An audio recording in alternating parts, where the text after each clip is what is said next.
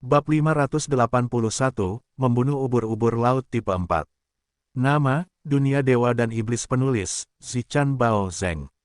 Plus mematikan mengatur ulang. Apa ini? Yue Zong menghampiri manik-manik berwarna merah darah seperti kristal, dan menggunakan mata gergaji gigi buaya untuk menusuknya dengan hati-hati. Tidak terjadi apa-apa. Dia ragu sejenak sebelum meraihnya. Manik-manik berwarna merah darah seperti kristal itu sehalus batu giok, dan memancarkan warna merah cemerlang, seolah-olah mampu menarik perhatian siapapun yang melihatnya. Yue Zong memegangnya, dan bisa merasakan aliran energi hangat mengalir ke dalam tubuhnya. Esensi darahnya tampak lebih cepat, dan otot-ototnya juga tampak menguat. Saat dia memegangnya selama 20 detik, sebuah pemberitahuan terdengar di benaknya, "Selamat, Anda telah memperoleh peningkatan +1 dalam kekuatan." Ketika dia mendengar itu, kegembiraan melintas di matanya. Ini adalah harta karun. Benar-benar harta karun yang bagus. Tubuh Yue Zong ditingkatkan ke tingkat yang mengerikan pada saat ini. Sebagian besar harta karun biasa tidak efektif baginya. Daging binatang mutasi tipe 4 sangat bergizi dan dapat meningkatkan vitalitas. Jika diberikan kepada orang biasa setelah pelatihan, tubuh mereka dapat diperkuat hingga sekitar 3 atau bahkan 4 kali lipat dari keadaan semula. Namun, bagi Yue Zong, itu paling banyak hanya akan meningkatkan statistiknya sedikit, karena tubuhnya terlalu kuat. Vitalitas daging binatang mutan tidak dapat lagi meningkatkannya. Semakin tinggi bentuk kehidupan biologis berevolusi, semakin sulit untuk mengambil langkah berikutnya. Itu berlaku untuk binatang mutasi, dan itu berlaku juga untuk manusia. Manik darah yang jatuh dari tubuh Amaterasu adalah harta karun yang tidak diketahui. Dari cara itu dapat memperkuat Yue Zong hanya dengan memegangnya selama 20 detik, itu tampaknya sesuatu yang sangat dewa. Dengan sebuah pikiran, dia menyimpan manik merah darah itu kembali ke dalam cincin penyimpanannya. Setelah melihatnya berhasil masuk, dia menghela napas lega. Cincin penyimpanan tidak dapat menampung makhluk hidup, dan jika manik itu adalah benda biologis, mustahil untuk menyimpannya di dalam cincin.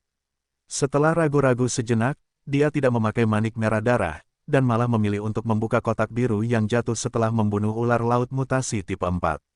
Harta karun level 7, topeng laut. Mengenakan ini memungkinkan pengguna untuk bernapas dengan bebas di bawah air. Kecepatan berenang akan ditingkatkan, dan topeng juga meniadakan hambatan dan tekanan air.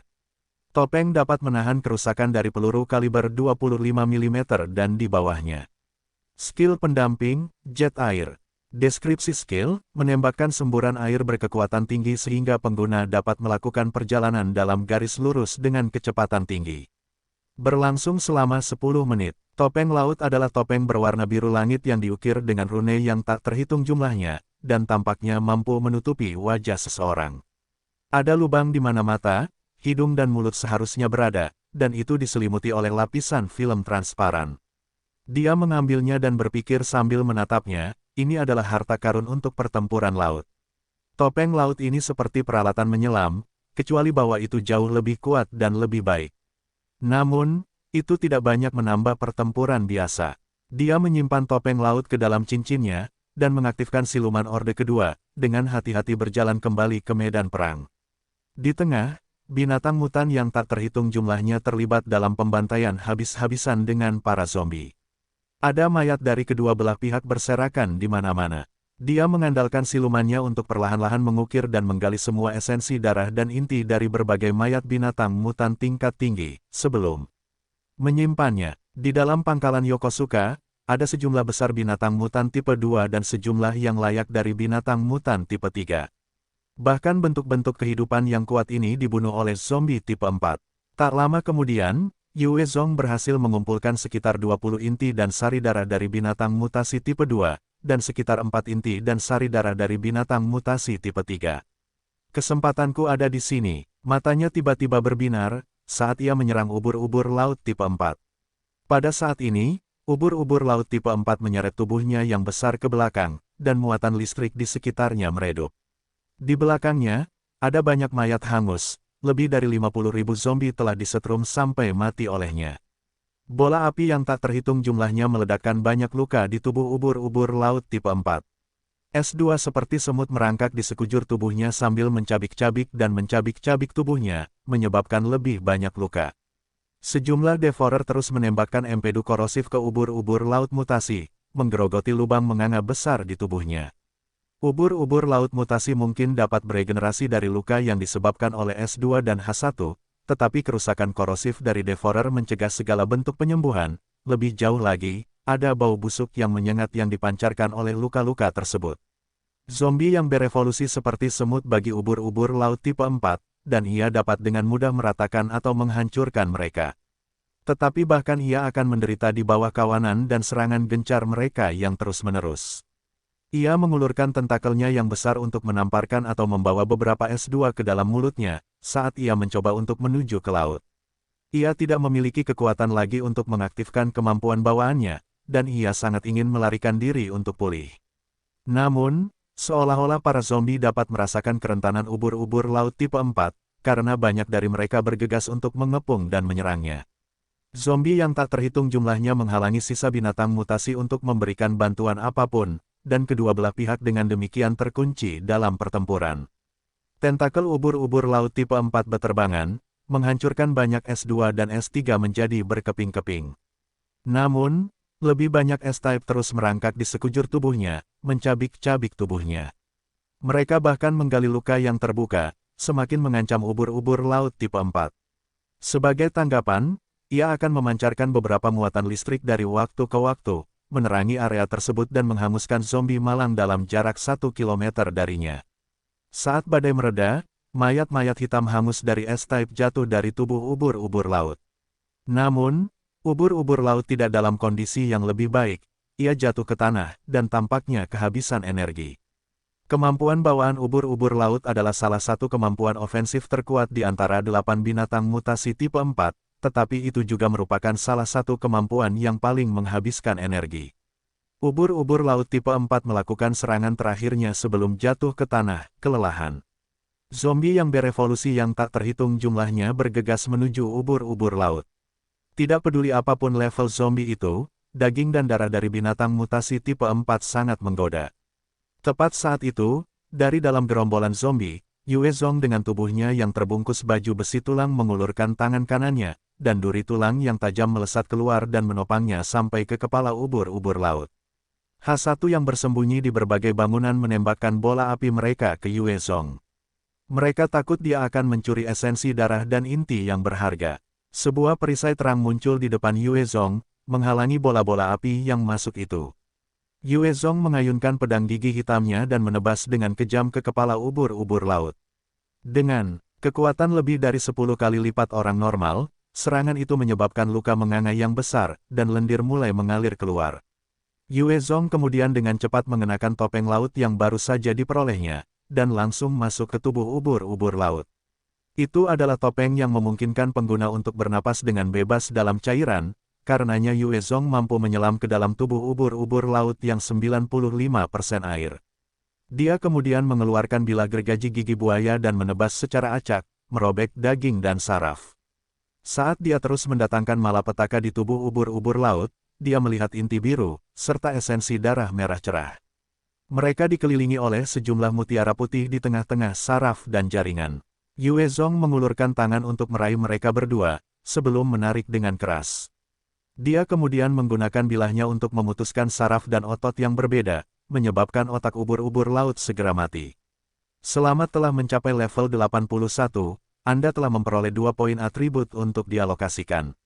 Saat otak ubur-ubur laut dimutilasi oleh Yue Zong, dia menerima bola pengalaman yang besar, yang secara langsung menyebabkannya naik level. Semua ini pasti harta yang berharga, aku akan menyimpannya untuk saat ini.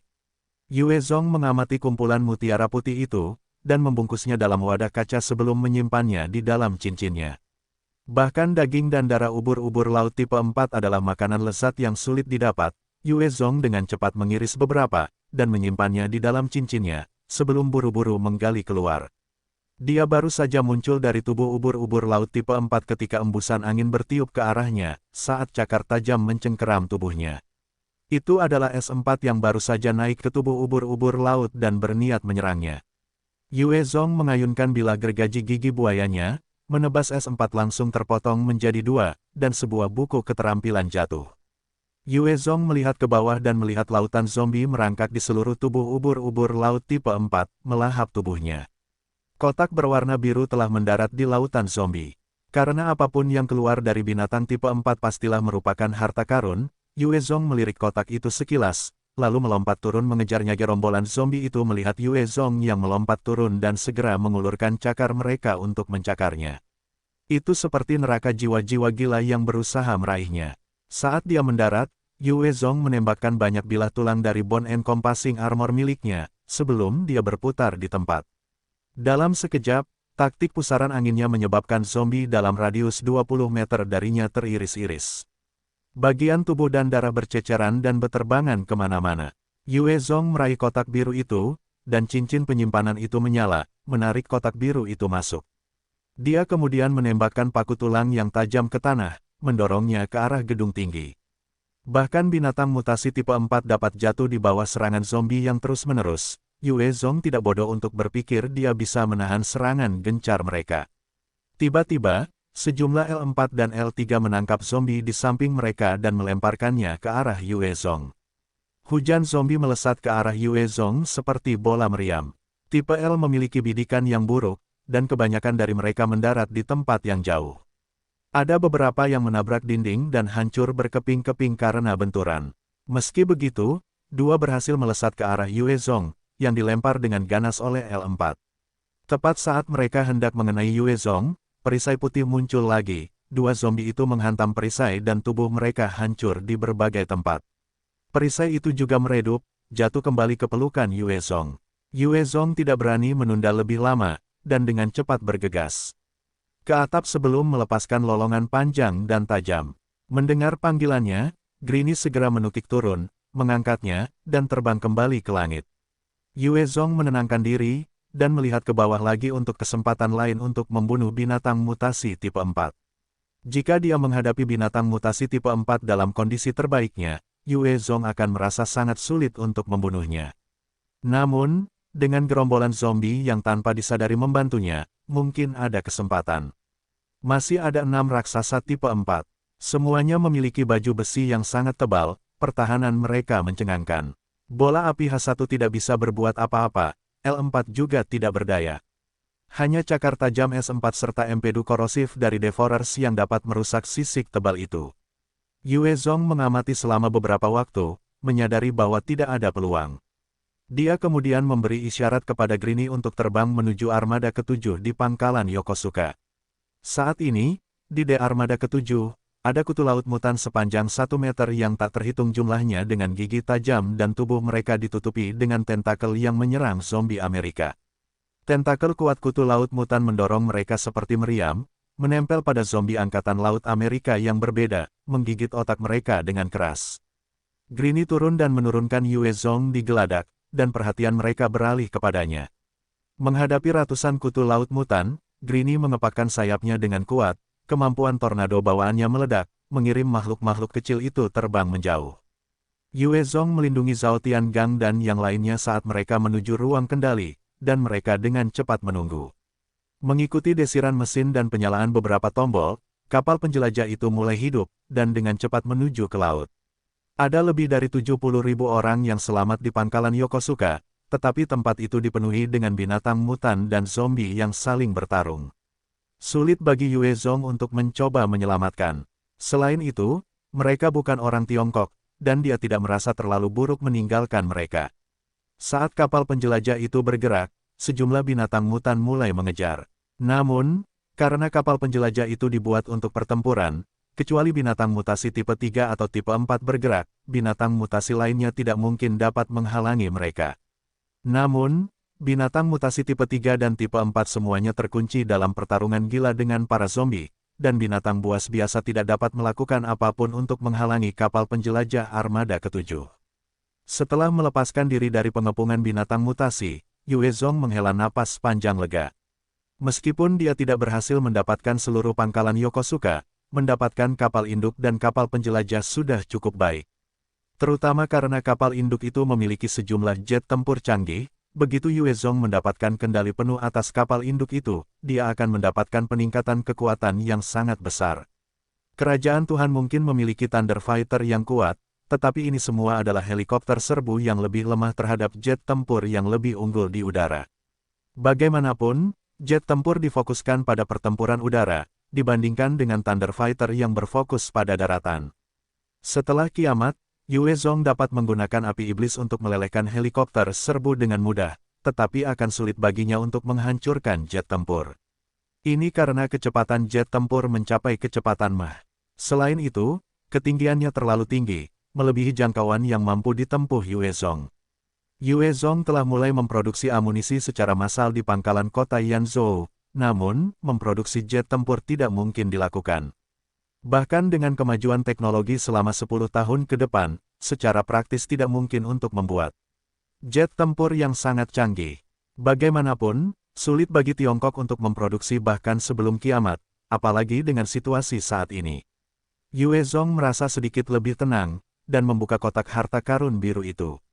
Dengan kilatan cahaya, sebuah senjata aneh muncul, moncongnya sekitar 40 mm lebarnya, badannya berkilau dengan kilau metalik hitam, dan sejumlah garis emas melilit badannya, menyatu di sekitar moncongnya seperti spiral. Garis-garis emas itu berlanjut ke kotak kosong bening di bawah moncongnya, yang berisi lebih banyak lagi garis-garis metalik emas, dan itu tampak sangat fiksi ilmiah. Harta karun level 7, senjata elektromagnetik kaliber 40 mm cahaya tunggal tipe 1. Senjata itu menembakkan pulsa elektromagnetik yang kuat, setiap hari menghasilkan satu peluru secara otomatis. Jika pengguna memasukkan inti, senjata itu dapat menggunakan inti itu sebagai amunisi. Yue Zong membalikkan senjata elektromagnetik di tangannya, matanya berbinar karena kegembiraan, harta karun yang bagus. Saat ini itu adalah senapan serbu terkuat di gudang senjatanya, dengan itu, potensi destruktifnya meningkat lagi. Adapun inti-inti, dengan jutaan warga di bawahnya, dan janjinya untuk memberi hadiah kepada para pemburu, mereka dapat mengumpulkan cukup banyak inti binatang mutasi untuk dipertukarkan di kantor pemerintah, dan inti-inti tersebut dapat digunakan secara gratis oleh Yue Zong. Manusia biasa tidak dapat menggunakan inti-inti dari binatang mutasi, dan hanya konverter energi, zirah biologis, serta senjata elektromagnetik terkini yang dapat memanfaatkannya. Semua harta karun ini dijatuhkan dari binatang mutasi tipe 3 dan tipe 4 yang langka, dan sulit didapat oleh kebanyakan orang biasa. Kapal penjelajah itu melaju kencang di laut, ketika tiba-tiba, permukaan laut mulai bergolak dan sejumlah ikan terbang mutasi yang panjangnya 3 meter dan duri-duri tajam di seluruh punggung mereka melompat keluar dari air, menghantam kapal penjelajah itu. Sial, sial, mengikuti suara logam yang dihantam, ikan terbang mutasi yang tak terhitung jumlahnya terus menghantam kapal penjelajah itu. Laut beriak dengan gila-gilaan, seolah-olah ada banyak kengerian yang menunggu untuk menerobos permukaan. Yue Zong mengerutkan kening saat dia berpikir dengan cemas, apa yang terjadi. Sebagian besar binatang mutasi tingkat tinggi harus terlibat dalam pertempuran di pangkalan Yokosuka. Ketika Yue Zong memimpin anak buahnya untuk mengarahkan kapal induk keluar dari pangkalan, tidak ada banyak gangguan dari gerombolan binatang mutasi. Namun, kali ini, kapal penjelajah itu bahkan belum pergi cukup lama dan ada serangan gencar yang begitu hebat. Ada sesuatu yang tidak beres. Mungkinkah itu karena dia? Sebuah pikiran muncul di benak Yue Zong, dan dia dengan cepat berlari menuju ruang kendali. Mulut putri duyung kecil itu terbuka saat dia tampaknya terus-menerus menyanyikan sesuatu. Rune aneh melintas di dadanya. Saat dia melihat Yue Zong, dia menjadi bingung, dan berhenti bergerak karena takut. Rune-rune itu juga mereda. Jadi itu benar-benar dia. Yue Zong segera mengambil keputusan. Dia berjalan ke arahnya dan meraihnya, membawanya ke jendela observasi. Benar saja, ombak telah tenang, dan serangan gila ikan terbang mutasi telah berhenti. Dia menatap putri duyung kecil itu dan menggeram mengancam, aku tahu itu kamu. Bajingan kecil, aku tidak ingin ini terjadi lagi. Jika itu terjadi lagi, jangan salahkan aku karena membunuhmu. Putri duyung kecil yang cantik itu menutup mulutnya, saat dia menatap Yue Zong dengan sedikit ketakutan, tidak mengatakan sepatah kata pun. Dia tidak bisa berbuat apa-apa, karena kendala bahasa menjadi masalah. Dia tidak seperti mayat Amaterasu, menelan kekuatan hidup makhluk biologis lain akan memungkinkannya untuk mempelajari semua yang perlu dipelajari tentang ras atau spesies. Yue Zong tiba-tiba merasa gembira saat dia melihat putri duyung kecil yang menggemaskan itu. Dia merasa seolah-olah mungkin saja ada banyak sekali binatang mutasi yang berbaris untuk dibunuh oleh bawahannya. Ratu Putri Duyung ini seharusnya bisa memanggil banyak binatang mutasi. Jika digunakan dengan benar, kita seharusnya bisa mendapatkan sejumlah besar produk berbasis laut, dan juga mendapatkan sejumlah besar inti atom. Tiba-tiba, teriakan tajam yang dapat membuat bulu kuduk meremang terdengar dari kejauhan, dan membuat semua orang di kapal penjelajah itu gemetar ketakutan. Binatang mutasi tipe 5. Cepat, putar balik kapal. Ketika Yue Zong mendengar lolongan melengking yang penuh dengan kekuatan, wajahnya langsung murung, dan dia memerintahkan dengan keras. Seekor binatang mutasi tipe 5 memiliki kekuatan yang mengguncang bumi, hanya satu saja dapat dengan mudah membuat kapal induk besar tampak seperti kurcaci. Raksasa seperti itu pada dasarnya tak terkalahkan di lautan, dan selama mereka mau, mereka dapat dengan mudah membalik dan mencabik kapal penjelajah yang ditumpangi Yue Zong dan timnya. Putri Duyung kecil yang ada di pelukan Yue Zong juga ketakutan, dan tubuhnya gemetar. Binatang mutasi tipe 5 benar-benar penguasa di lautan, dan klannya hanyalah salah satu dari banyak faksi yang berkuasa, dan melalui upaya bersama mereka, mereka berhasil menaklukkan 8 binatang mutasi tipe 4. Namun, binatang mutasi tipe 5 berada di luar kemampuan mereka. Geng Zhaotian dengan cepat mengendalikan kapal penjelajah untuk menuju arah lain, dan memutar turbin, memacu kecepatan hingga batasnya. Setelah lolongan konstan itu, gelombang ganas muncul di kejauhan, dan bergerak ke arah mereka, sebelum menghantam perahu. Yue Zong melompat ke punggung Grini dan terbang ke langit untuk melihat lebih jelas. Di kejauhan, kilat menyambar, gunung es pecah, dan hembusan angin kencang berembus. Laut bergolak dan gelombang demi gelombang muncul, menyebar keluar dan menutupi seluruh medan perang. Di langit, dia tidak bisa melihat apa yang terjadi di pusat semua keributan itu, tetapi dia tahu bahwa pasti ada 2 binatang mutasi tipe 5 yang terlibat dalam pertempuran sengit, dan mereka perlahan bergerak menuju kapal penjelajah itu. Wajahnya langsung berubah dan dia meraung ke walkie-talkie, tepi kiri. Tepi kiri, orang-orang di kapal penjelajah itu tidak peduli dengan apa yang sedang terjadi, dan hanya mengikuti perintah Yue Zong sambil berusaha sebaik mungkin untuk melarikan diri dari sekitar. Yue Zong menatap tajam ke pertempuran di kejauhan, berdoa agar kapal penjelajah itu bukanlah tujuan dari 2 binatang mutasi tipe 5. Jika kapal itu berada di daratan, Yue Zong masih bisa mencoba menyerang salah satu dari mereka untuk mengalihkan perhatian. Namun, di lautan, dia tidak berdaya. Bahkan dengan Simas, dia tidak berdaya melawan para raksasa dan keunggulan alami mereka di air. Untungnya, kedua raksasa itu tampaknya tidak menganggap serius kapal penjelajah itu, badai yang mereka ciptakan kebetulan saja menerjang mereka. Meski begitu, kekuatan badai itu cukup untuk menimbulkan beberapa gelombang kuat, menyebabkan beberapa di antaranya menghantam kapal penjelajah itu, menggoyangkannya ke samping. Kapal penjelajah itu masih merupakan teknologi berharga yang diciptakan manusia, dan bahkan dengan laut yang berbatu, kapal itu masih berhasil bertahan. Saat badai dahsyat itu berlalu, Yue Zong menghela napas lega. Namun, ia melihat bahwa kapal penjelajah itu telah menyimpang dari jalur yang seharusnya mereka tuju sejauh lebih dari 100 mil. Tiba-tiba, permukaan laut mulai bergolak, saat tentakel besar menerobos air, dan melilit kapal penjelajah itu, berniat untuk menyeretnya ke bawah permukaan. Binatang mutasi level 77, cumi-cumi raja tipe 3. Melihat tentakel yang mengancam itu, Yue Zong segera mengeluarkan senjata elektromagnetik barunya dan menembakkan satu tembakan ke cumi-cumi raja tipe 3. Denyut panas meledakkan tentakel itu, memisahkannya menjadi 2, sementara pelepasan listrik dari tembakan itu menutupi permukaan cumi-cumi raja tipe 3, mengejutkan dan melumpuhkannya. Saat cumi-cumi raja tipe 3 itu terkejut, Zhao Tiangang kembali sadar dan mengaktifkan pertahanan di atas kapal, menembakkan berbagai senjata ampuh ke tentakel cumi-cumi raja tipe 3. Di bawah rentetan tembakan yang padat itu, tentakel cumi-cumi raja tipe 3 meledak penuh lubang, dan hancur berkeping-keping. Torpedo di kapal penjelajah itu juga menembak dan meledak di tubuh cumi-cumi raja di bawah permukaan laut, menyebabkannya berdarah. Awan darah yang pekat menyebar keluar di laut, membuat air menjadi merah. Cumi-cumi raja segera menyerah karena takut dan mundur ke laut. Yue Zong menatap tentakel yang mengambang di permukaan, dan matanya berkilat kasihan. Jika itu di darat, binatang mutasi tipe 3 yang terluka parah adalah yang terbaik untuk diburu. Namun, di laut, dia harus berpikir 2 kali. Yue Zong kembali ke ruang komando, ketika Zhao Tiangang memiliki ekspresi jelek pemimpin. Ada situasi, 4 binatang mutasi besar sedang menuju ke sini, salah satunya hanya sedikit lebih kecil dari kapal penjelajah ini, saya pikir itu mungkin tipe 4. Yue Zong mengerutkan kening dan menjawab, segera alihkan kami dari jalur mereka. Zhao Tiangang kemudian menjawab dengan susah payah, tetapi pemimpin, kita sudah menyimpang terlalu jauh dari jalur awal kita. Jika kita mencoba menghindari kawanan binatang mutasi ini, kita akan semakin jauh. Tidak ada cukup bahan bakar bagi kita untuk kembali jika kita memutuskan untuk melangkah lebih jauh dari jalur. Kita harus berhenti di pulau lain.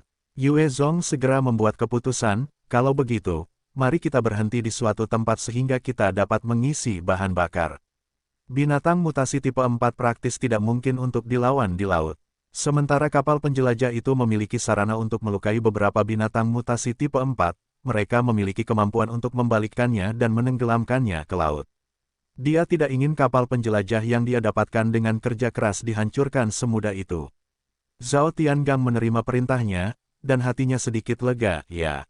Di bawah kendali Zhao Tiangang, kapal penjelajah itu berhasil melaju kencang ke kejauhan, jauh dari jalur binatang mutasi. Ada berbagai macam entitas berbahaya di perairan di dunia saat ini, namun, karena kapal penjelajah itu adalah kapal berharga milik armada ketujuh yang terkenal, ia memiliki perangkat yang kuat dan peralatan sonar untuk mendeteksi bentuk kehidupan biologis apapun, yang memungkinkannya untuk menyesuaikan arahnya kapanpun diperlukan.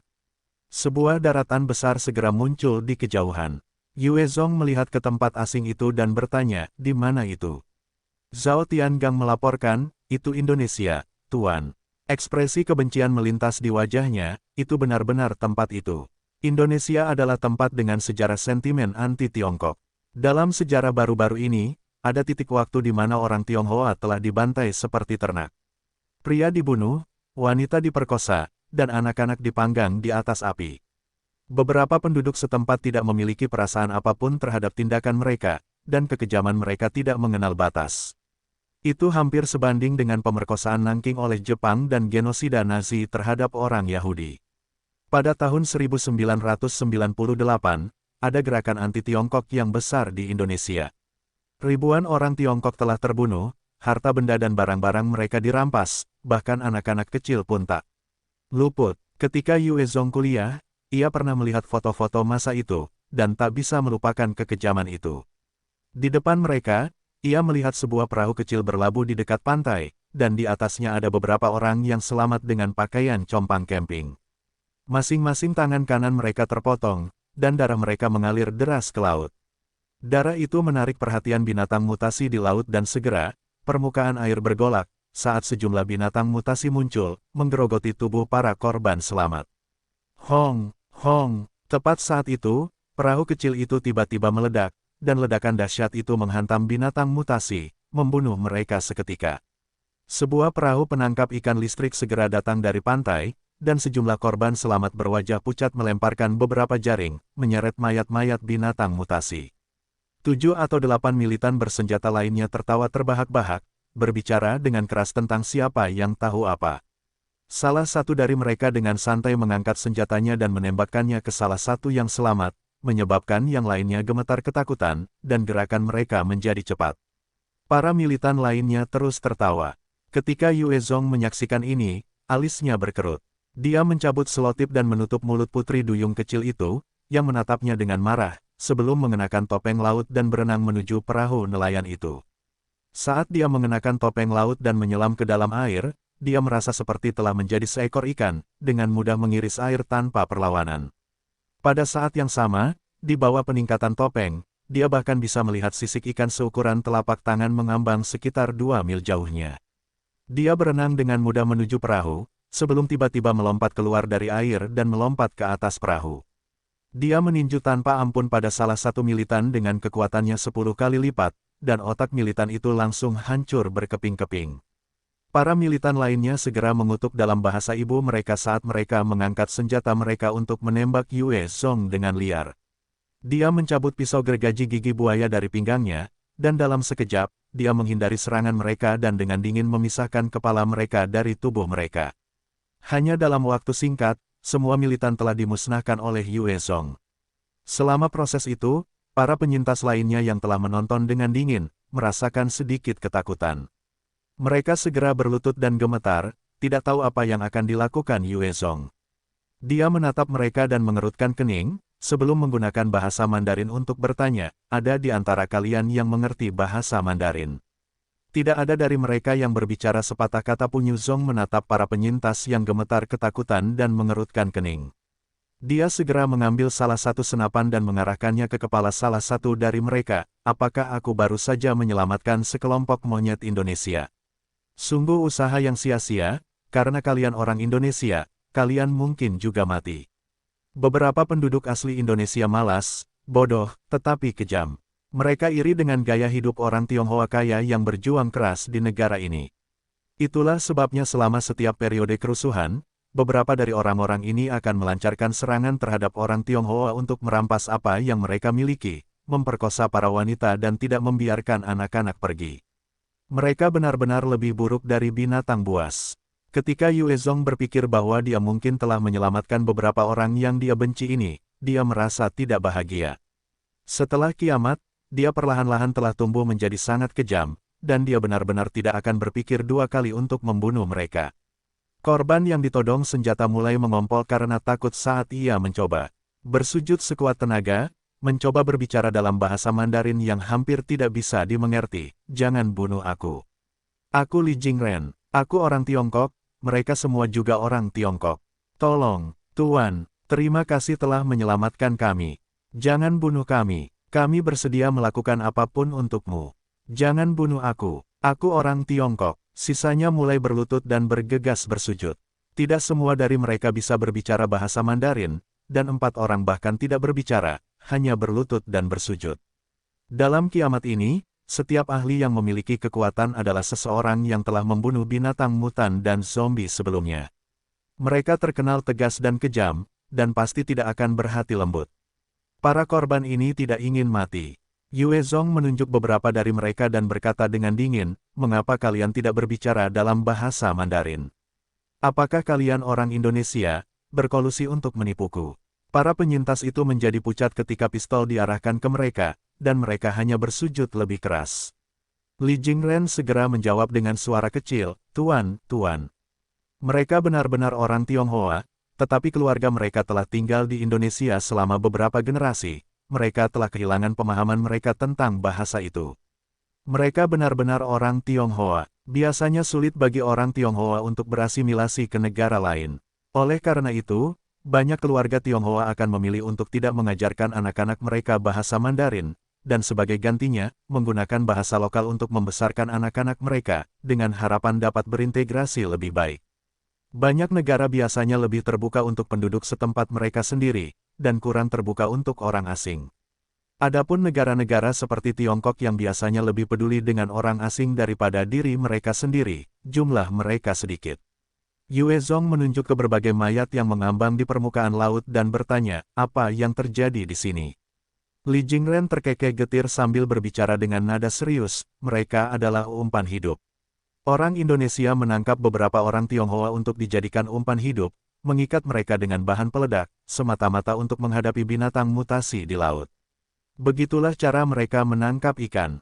Ada banyak binatang buas di laut, dan orang Indonesia telah merancang trik mengikat bahan peledak dengan korban yang berlumuran darah untuk memikat binatang mutasi, sebelum meledakkannya.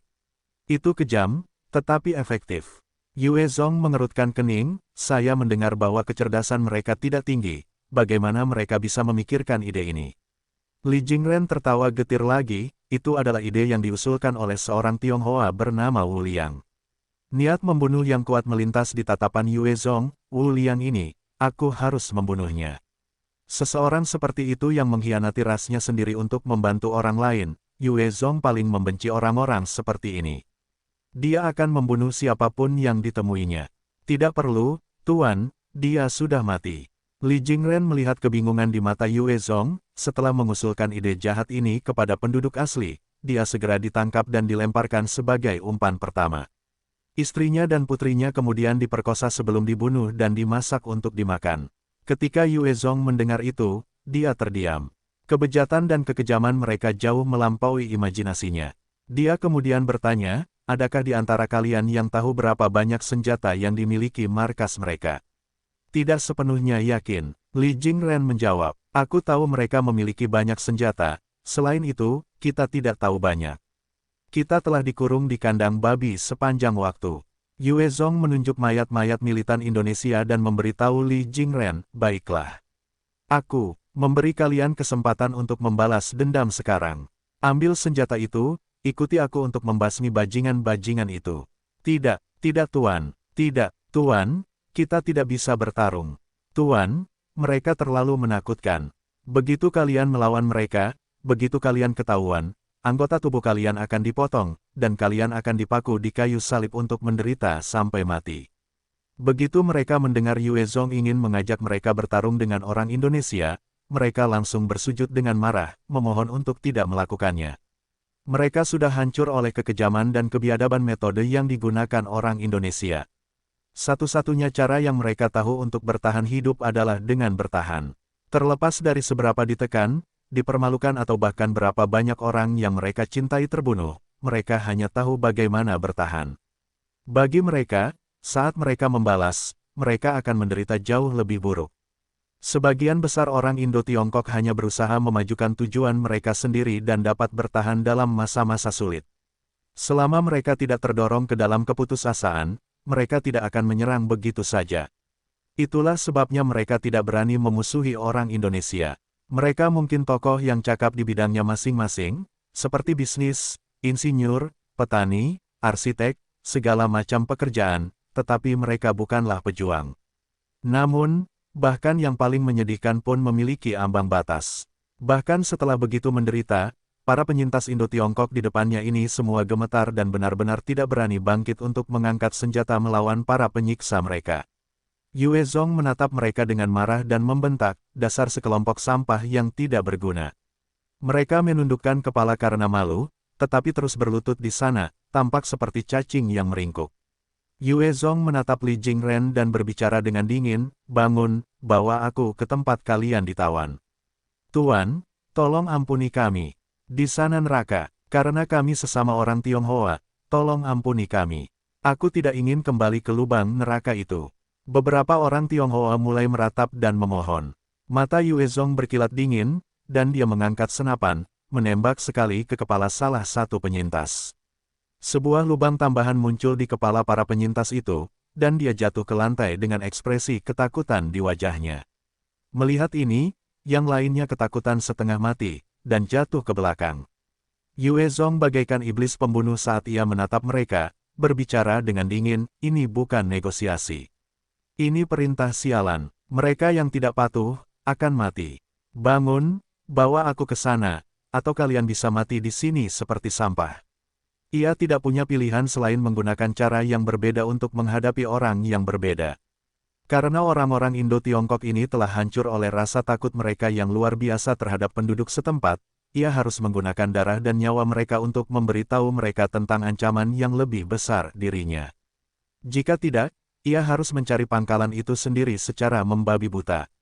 Melihat rekan mereka terbunuh, yang lainnya akhirnya merasakan sejauh mana sifat Yue Zong yang sebenarnya.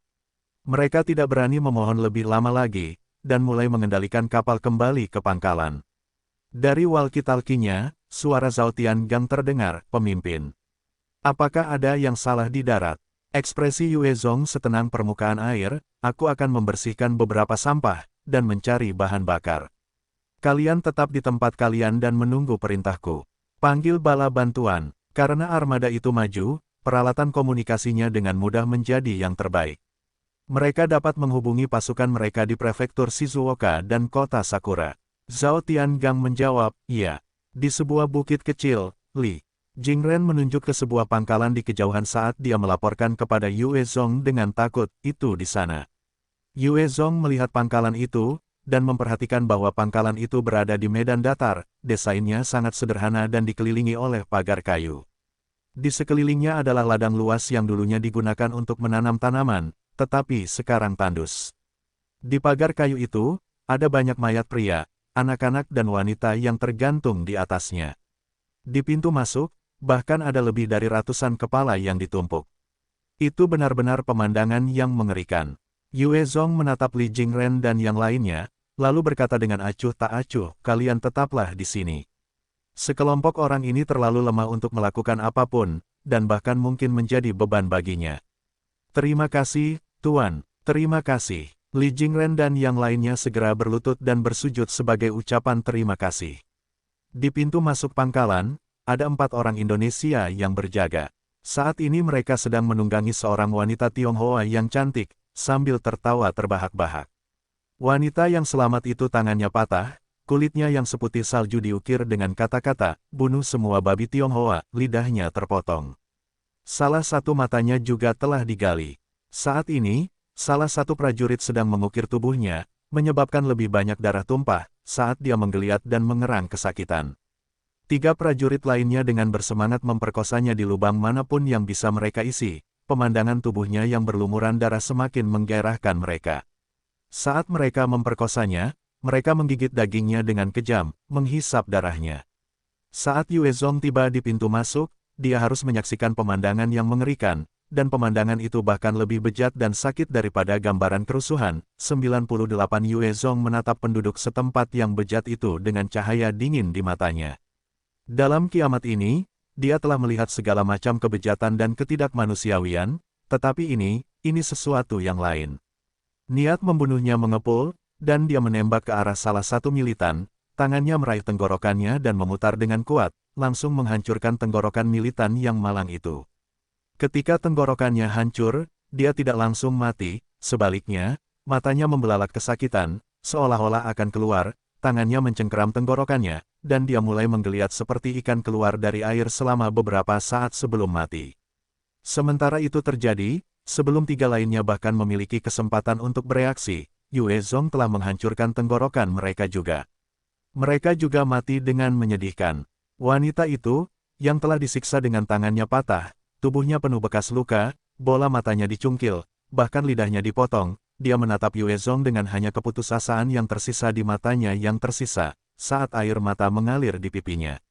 Yue Zong berbicara dalam bahasa Mandarin dengan lembut, aku akan membalaskan dendammu. Dia berjuang untuk mengangguk terima kasih, secercah harapan di matanya.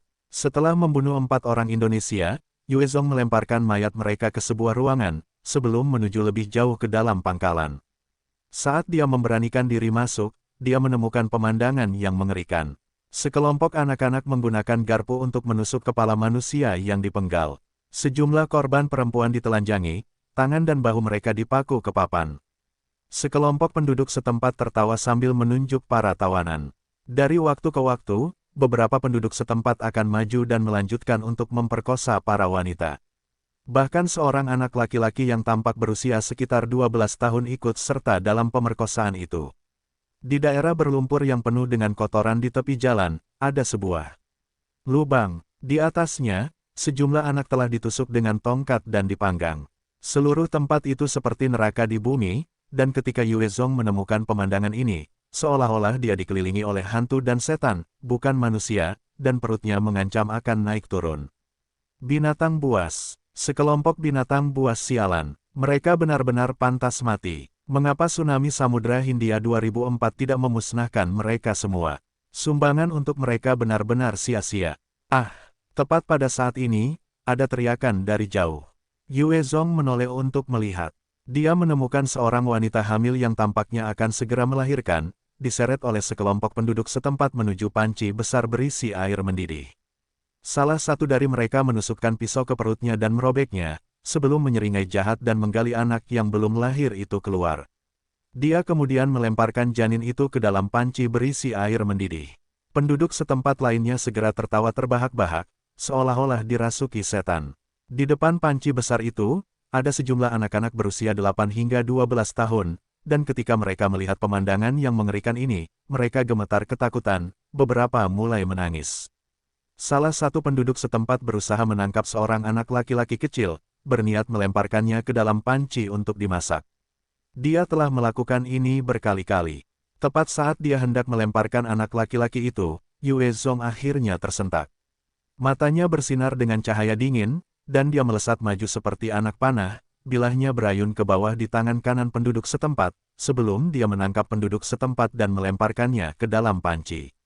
Saat penduduk setempat itu tenggelam dalam air mendidih, dia menjerit kesakitan, seluruh tubuhnya langsung memerah saat dia berjuang dan meronta-ronta. Saat Yue Zong bergerak, dia tidak berniat menunjukkan belas kasihan. Dia mulai menangkap semua penduduk setempat yang menonton dan melemparkan mereka ke dalam panci, saat mereka semua berteriak dan memukul-mukul. Dengan kilatan bilahnya, dia memotong ikatan anak-anak Tionghoa yang diikat.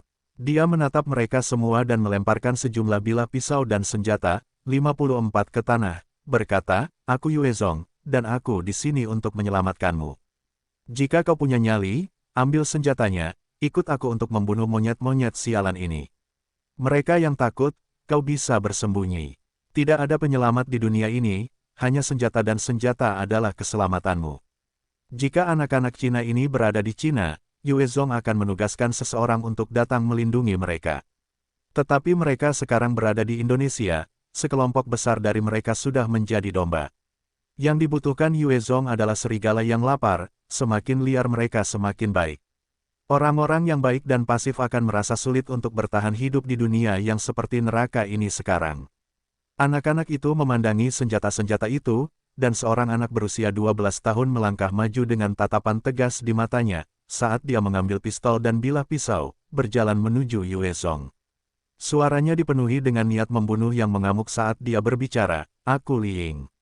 Aku akan mengikutimu. Selama kau bisa membawaku untuk membunuh bajingan-bajingan ini, aku akan menjadi bawahanmu.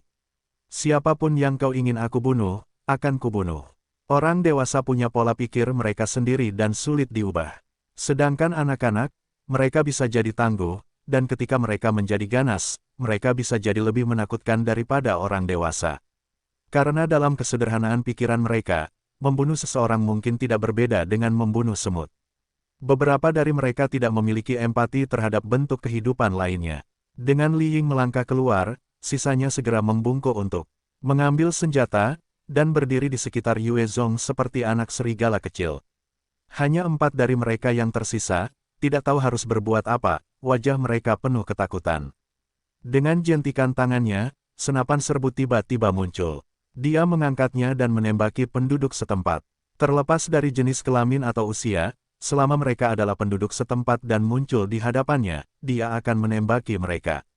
Baginya, mereka adalah musuh, segerombolan binatang buas. Ia tidak pernah menunjukkan belas kasihan kepada musuh-musuhnya. Bahkan bagi anak-anak, mereka sama kejam dan sadisnya di medan perang baginya, dan jika seseorang tidak berhati-hati, seseorang mungkin menjadi mangsa mereka. Selama Perang Tiongkok-Vietnam, banyak tentara Tiongkok yang tewas di tangan wanita dan anak-anak Vietnam karena mereka menjadi lemah. Pengaman senjata sudah dimatikan. Li Ying, bawa aku ke tempat orang-orang Tiongkok berkumpul. Yue Zong tidak peduli dengan anak-anak yang tidak dapat mengambil keputusan, dan sebaliknya, membawa Li Ying dan yang lainnya pergi, membunuh penduduk setempat yang muncul di sepanjang jalan. Yang ia butuhkan sekarang adalah serigala, bukan babi. Jika ia tetap tinggal untuk melindungi orang-orang yang berpikiran lemah itu, ia hanya akan menggali kuburan untuk dirinya sendiri. Li Ying terus menunjukkan jalan sambil berlari untuk tetap berada di samping Yue Zong. Ia segera membawa mereka ke suatu tempat di mana seseorang langsung tersambar bau busuk, yang mana darah dan mayat-mayat membusuk dapat terlihat di mana-mana. Di sanalah orang-orang Indonesia menahan kami. Di luar kamp, ada 12 penduduk setempat yang memegang senapan mesin berat dan senapan dan mereka langsung menyerang Yue Zong, menembak dengan liar. Yue Zong berteriak, "Turun!" Li Ying dan yang lainnya mungkin tidak menjalani pelatihan khusus, tetapi mereka menunduk dengan gesit, mencari perlindungan. Hanya satu dari mereka yang bereaksi sedikit lebih lambat, dan tertembak di tubuh oleh peluru yang tak terhitung jumlahnya. Ketika anak-anak melihat rekan mereka ditembak mati, tidak memiliki pengalaman pertempuran sebelumnya, mereka mulai gemetar, mata mereka dipenuhi dengan ketakutan yang melumpuhkan. Di udara, sebuah lubang bawah muncul dan White Bones melompat keluar, berdiri di samping Yue Zong. Singkirkan mereka. White Bones lebih cocok untuk membantai musuh-musuh ini yang tidak memiliki senjata api berat. Mata iblisnya menyala-nyala dengan api, dan menyerang ke dalam keributan, mengabaikan peluru. Proyektil hanya berfungsi untuk memantul dari tubuh White Bones, dan ia mengayunkan kapak tulang hitamnya yang kuat, mengiris 12 militan itu seketika. Yue Zong berseru dengan suara keras, "Aku Yue Zong, aku telah membunuh orang Indonesia yang menjaga sel ini. Yang punya nyali, bawa senjata kalian dan keluarlah bersamaku sekarang untuk membunuh yang lain." Setelah beberapa saat, sejumlah orang Tionghoa yang selamat keluar. "Bunuh bajingan-bajingan itu. Aku akan ikut denganmu." "Aku juga." Sejumlah orang selamat yang memiliki dendam mendalam dengan penduduk setempat berhamburan keluar, meskipun masih ada lebih dari 200 orang yang tetap bungkam. Seorang pria parubaya keluar, wajahnya merah seolah-olah dia gelisah, "Dengarkan aku. Semuanya, tenanglah. Jika kita melawan Tuan Hartono, dia akan membunuh kita semua. Keluargamu akan diubah menjadi makanan. Mereka akan menghukum kalian semua dengan segala macam siksaan. Yue Zong, kau keluarlah dari sini. Kami tidak membutuhkan pertolonganmu. Kau tidak membantu kami seperti ini, kau akan membunuh kami. Apakah kau mencoba membunuh kami?" Orang ini bernama Wang Wei, dan dia dengan sepenuh hati mencoba untuk berpihak pada penduduk setempat. Dia percaya bahwa selama mereka terus menunjukkan kehangatan dan kurangnya pembalasan, penduduk setempat akan menerima mereka. Wang Wei menunjuk Yue Zong dan menegur dengan keras, "Lihat, semuanya, orang ini orang Tionghoa dari Tiongkok. Kita akan menyelesaikan masalah kita dengan cara kita sendiri sebagai orang Indo-Tiongkok. Enyahlah, ada beberapa orang yang ditakdirkan untuk melayani orang lain dengan nyawa mereka. Orang ini adalah lambang karakter seperti itu, di mana kemauan dan kepengecutan mereka yang lemah menyebabkan orang lain terluka. Mereka hanya tahu untuk menindas orang yang lebih lemah dari mereka, dan tidak tahu bagaimana memperjuangkan diri mereka sendiri. Pergilah ke neraka." Mata Yue Zong berkilat dingin dan segera melepaskan tembakan ke kepalanya. Di antara alis Wang Wei, sebuah lubang peluru baru muncul, matanya penuh dengan keterkejutan dan ketidakpercayaan saat dia jatuh ke tanah. Melihat ini, semua yang selamat merasa wajah mereka memucat, karena beberapa mulai berteriak dan mundur kembali ke kamp karena takut. Setelah begitu banyak penyiksaan dan penghinaan, rasa takut telah tertanam dalam pikiran mereka. Bahkan pada saat kematian, mereka hanya akan tahu bagaimana merendahkan diri dan memohon untuk hidup mereka. Yue Zong melotot dan mengumpat, pemborosan yang tidak berguna. Namun, tidak semuanya adalah sampah, karena beberapa wanita dengan banyak bekas luka di sekujur tubuh mereka keluar tanpa suara, mengambil senjata di tanah. Ada beberapa pria yang memiliki tato di sekujur tubuh mereka, yang tampak seperti penjahat sebelum kiamat, yang maju juga, mengambil bilah pedang yang diberikan Yue Zong. Mata mereka bersinar dengan cahaya berdarah. Para penjahat ini akan dianggap sebagai kanker masyarakat selama masa damai. Namun, di dunia yang kacau seperti sekarang, mereka berani bertarung dan mempertaruhkan nyawa mereka, dan akan bertahan hidup lebih baik daripada orang biasa. Han Xing, Han Shizong dan banyak jenderal terkenal lainnya juga memiliki latar belakang yang sederhana. Seorang pria dengan tato harimau putih di bahu kanannya dan kepala botak, tingginya sekitar 1,7 meter melangkah maju. Matanya penuh dengan kebencian dendam saat dia berbicara, "Bos Yue Zong, saya Lin Guangming. Jika Anda membawa saya untuk membunuh bajingan itu, hidup saya akan menjadi milik Anda untuk diperintah. Hitung saya, Chen Qi, ikut. Hitung aku, Li Yuan Hao." Sejumlah pria berpenampilan kasar yang biasanya dihindari sebelum kiamat datang, memanggil dengan keras. Bukan semua orang Tionghoa yang tidak memiliki kemanusiaan itu, hanya saja banyak dari orang Tionghoa Indo ini telah dibesarkan untuk bertoleransi, bekerja keras, dan tidak melawan. Tidak ada yang mengajari mereka bagaimana melakukannya. Yue Zong menyapu pandangannya ke 30 pria dan wanita ini, dan dia senang, bagus. Adapun mereka yang berlari untuk bersembunyi kembali ke kamp, Yue Zong tidak akan peduli dengan mereka. Dengan 30 orang yang selamat yang bersedia bergabung dalam pertempuran, baginya, itu sudah merupakan bonus tambahan. Bukannya dia tidak bisa menghadapi seluruh kamp sendiri. Keributan itu tidak kecil, dan segera, penduduk setempat lainnya telah disiagakan, dan sejumlah militan yang menodongkan senjata telah bergegas, mengepung tempat itu. Seorang petugas mulai berteriak dalam bahasa setempat. Yue Zong tidak mengerti bahasa itu dan bertanya pada Li Ying, apa yang dia katakan. Tubuh Li Ying gemetar karena marah saat dia menyampaikan pesan, dia berteriak agar kita menyerah, kalau tidak dia akan mematahkan anggota tubuh kita, dan melemparkan kita ke dalam wajan untuk dimasak dan dimakan. Binatang-binatang buas ini suka menggoreng orang hidup-hidup, terutama anak-anak. Saat dunia runtuh, banyak orang telah menyerah pada iblis dan kebejatan batin mereka. Rupanya, suku penduduk setempat ini telah melampaui batas. Yue Zong menatap mereka dan memerintahkan dengan dingin, jadi seperti ini. Tulang putih, pergilah membantai mereka semua. Tulang putih segera berangkat dengan mata iblisnya yang menyala-nyala. Para militan lokal mulai menembaki tulang putih dengan liar. Peluru hanya memantul dari tubuh tulang putih, saat ia menerobos hujan peluru ke tengah-tengah penduduk setempat, 10 bilah tulang tajam melesat keluar dari tubuhnya, dan ia mulai berputar-putar, berubah menjadi penggiling daging yang mengiris-iris penduduk setempat di sekitarnya. Mereka dipenggal atau diiris di pinggang mereka. Beberapa bahkan jantung mereka tertusuk langsung. Kematiannya cepat dan mengerikan. Setelah White Bones dengan santai menangani lebih dari 30 orang, sisanya dari mereka segera hancur dan berusaha melarikan diri. Beberapa meninggalkan senjata mereka dan berlari, sementara yang lain turun ke lantai dan memeluk kepala mereka.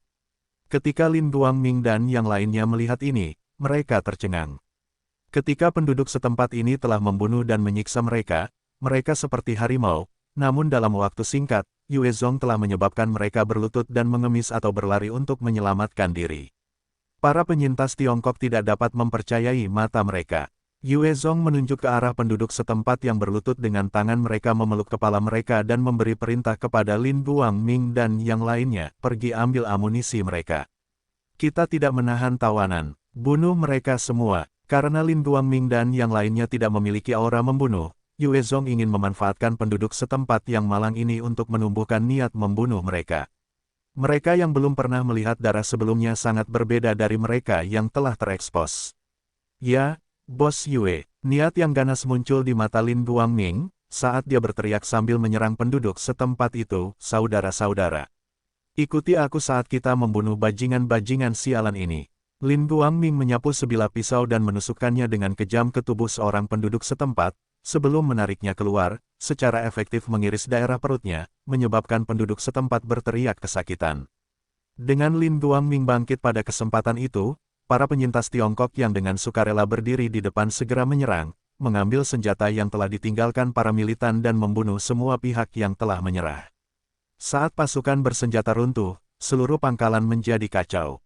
Banyak penduduk setempat mencoba menggunakan senjata mereka dan membunuh para penyintas di tangan mereka terlebih dahulu sebelum melarikan diri. Beberapa bahkan mengambil kesempatan untuk membunuh rekan-rekan mereka sendiri, mencuri sumber daya mereka, membakar gubuk-gubuk, membuat semuanya menjadi kacau. White Bones memimpin, dengan Lin Guangming dan para penyintas lainnya menyerbu di belakang. Terlepas dari siapa yang mereka lihat, baik pria atau wanita, muda atau tua, selama mereka adalah penduduk setempat, mereka akan membunuh. Darah segar mewarnai seluruh tempat. Penduduk setempat yang tak terhitung jumlahnya dibantai oleh kelompok penyintas. Mereka memohon dan menjerit untuk hidup mereka, berharap belas kasihan. Namun, Lin Guangming dan yang lainnya diliputi oleh haus darah dan kenangan tak terlupakan mereka tentang perlakuan yang telah mereka terima, menggunakan senjata mereka untuk mengakhiri hidup semua orang ini. Yue Zong menyaksikan semua ini dari belakang. Itu adalah sesuatu yang telah dia lakukan sendiri juga. Di Vietnam, karena tindakan NGO Nam Hoang sebelumnya diterjemahkan sebagai Wuyan Hong, Yue Zong telah membunuh sebuah kota yang berpenduduk 4.000 orang yang selamat dalam kemarahan. Penduduk setempat ini telah bertindak lebih buruk daripada manusia, dan tindakan mereka sebanding dengan NGO Nam Hoang, bahkan melampaui kebejatannya. Yue Zong tentu saja tidak akan membiarkan mereka hidup. Setelah membantai lebih dari 100 dari mereka, para ahli pangkalan akhirnya muncul. 20 enhancer muncul, masing-masing dari mereka mengenakan segala macam peralatan aneh. Ketika Lin Guangming melihat mereka, wajahnya berubah ketika dia berteriak, tidak bagus. Bos, mereka semua adalah ahli dengan kekuatan. Mereka adalah ahli terkuat di Indonesia. Bahkan pasukan khusus tidak sebanding dengan mereka. Saya punya teman pasukan khusus yang telah tewas di tangan mereka. Tolong beritahu Bos White untuk berhati-hati. Ekspresi ketakutan juga melintas di wajah puluhan orang Tiongkok yang selamat di belakang Lin Guangming. Bagi mereka, enhancer adalah orang-orang yang jauh di atas mereka, terlebih lagi mereka yang memiliki kemampuan khusus. Mereka tidak bisa berharap untuk melawan mereka. Bahkan dengan senjata, tidak ada jaminan mereka bisa hidup. Yue Zong menatap mereka dan berteriak dengan dingin, hanya segerombolan semut. Dia kemudian mengeluarkan stingernya dan melesat maju seperti bayangan, menembak 6 kali berturut-turut. Setelah tembakan itu, 6 dari enhancer tingkat tinggi segera jatuh ke lantai, kepala mereka hancur berkeping-keping dalam hujan daging dan darah. Ketika 14 ahli lainnya melihat ini, mata mereka dipenuhi dengan keterkejutan. Tanpa membiarkan mereka pulih dari linglung mereka, Yue Zong menunjuk ke arah mereka dan 14 bola api iblis muncul dari udara tipis, menembak ke arah mereka dan meledak di kepala mereka, menghancurkan mereka berkeping-keping. Lin Guangming tidak bisa menahan diri untuk tidak tergagap dengan mulut terbuka lebar, kuat. Terlalu kuat, ekspresi takjub ada di matanya. Para penyintas yang telah memilih untuk mengikuti Yue Zong juga tidak dapat mempercayai mata mereka. Mereka sekarang dipenuhi dengan tidak hanya rasa terima kasih dan rasa hormat, sekarang ada rasa kagum dan hormat. Dewa pembunuh seperti itu adalah pemimpin mereka, dan mereka sangat percaya ada kesempatan bagi mereka untuk bertahan hidup di masa depan. Ke-20 enhancer itu memiliki kekuatan terbesar dari 2000 orang di pangkalan ini, dan dengan kematian mereka, tidak ada orang lain yang berani melangkah keluar untuk menghentikan Yue Zong. Banyak yang mencoba melarikan diri. Ada beberapa yang juga dengan bijak memilih untuk menyerah, berharap untuk tetap hidup. Lagi pula, tidak ada kasus orang Cina melakukan genosida di luar negeri, dan mereka berdoa dengan sekuat tenaga bahwa Yue Zong adalah orang yang sama. Seluruh pangkalan segera berada di bawah genggaman Yue Zong. Dia telah menangkap total 1.300 penduduk setempat, dan 200 orang Cina yang selamat seperti domba. Dia kemudian melanjutkan untuk membantai lebih dari 700 orang yang telah berpartisipasi dalam pembunuhan orang Indochina, menciptakan sungai darah di sana di pangkalan. Setelah mengendalikan kota, dia mengumpulkan semua orang di area terbuka yang luas. Mulai hari ini dan seterusnya, aku tuanmu, rajamu. Aku akan mengumumkan sekarang, Li Ying sekarang adalah Komandan Garda Pemuda, Cabang Indonesia. Lin Guangming adalah Komandan Batalion 1 Indonesia, Chen Qi, Komandan Batalion 2, dan Wang Qi Komandan ketiga. Sejak hari ini dan seterusnya, di bawah otoritasku, Li Ying, Lin Guangming, Del, 47 orang ini adalah warga negara kelas 1, mereka dilindungi oleh hukum, sedangkan untuk para penyintas Cina lainnya, kalian akan dianggap sebagai warga negara kelas 5. Semua penduduk setempat adalah budak. Hanya warga negara yang memiliki hak untuk berhubungan seksual dan membangun keluarga. Rakyat jelata kelas 5 dan budak tidak memiliki hak, mereka harus membungkuk ketika melihat warga negara. Budak harus berlutut, bahasa resminya adalah bahasa Mandarin. Siapapun yang kedapatan berbicara dalam bahasa lain di tempat umum akan dihukum sesuai dengan itu. Warga negara akan diturunkan pangkatnya, dan rakyat jelata kelas 5 akan menjadi budak. Budak akan dihukum mati. Yue Zong menyapukan pandangannya dengan dingin ke seluruh lapangan, mengumumkan peraturan yang kejam dan keras ini. Li Ying berdiri di samping Yue Zong dan menerjemahkan untuk semua orang yang hadir. Ada yang ingin saya katakan.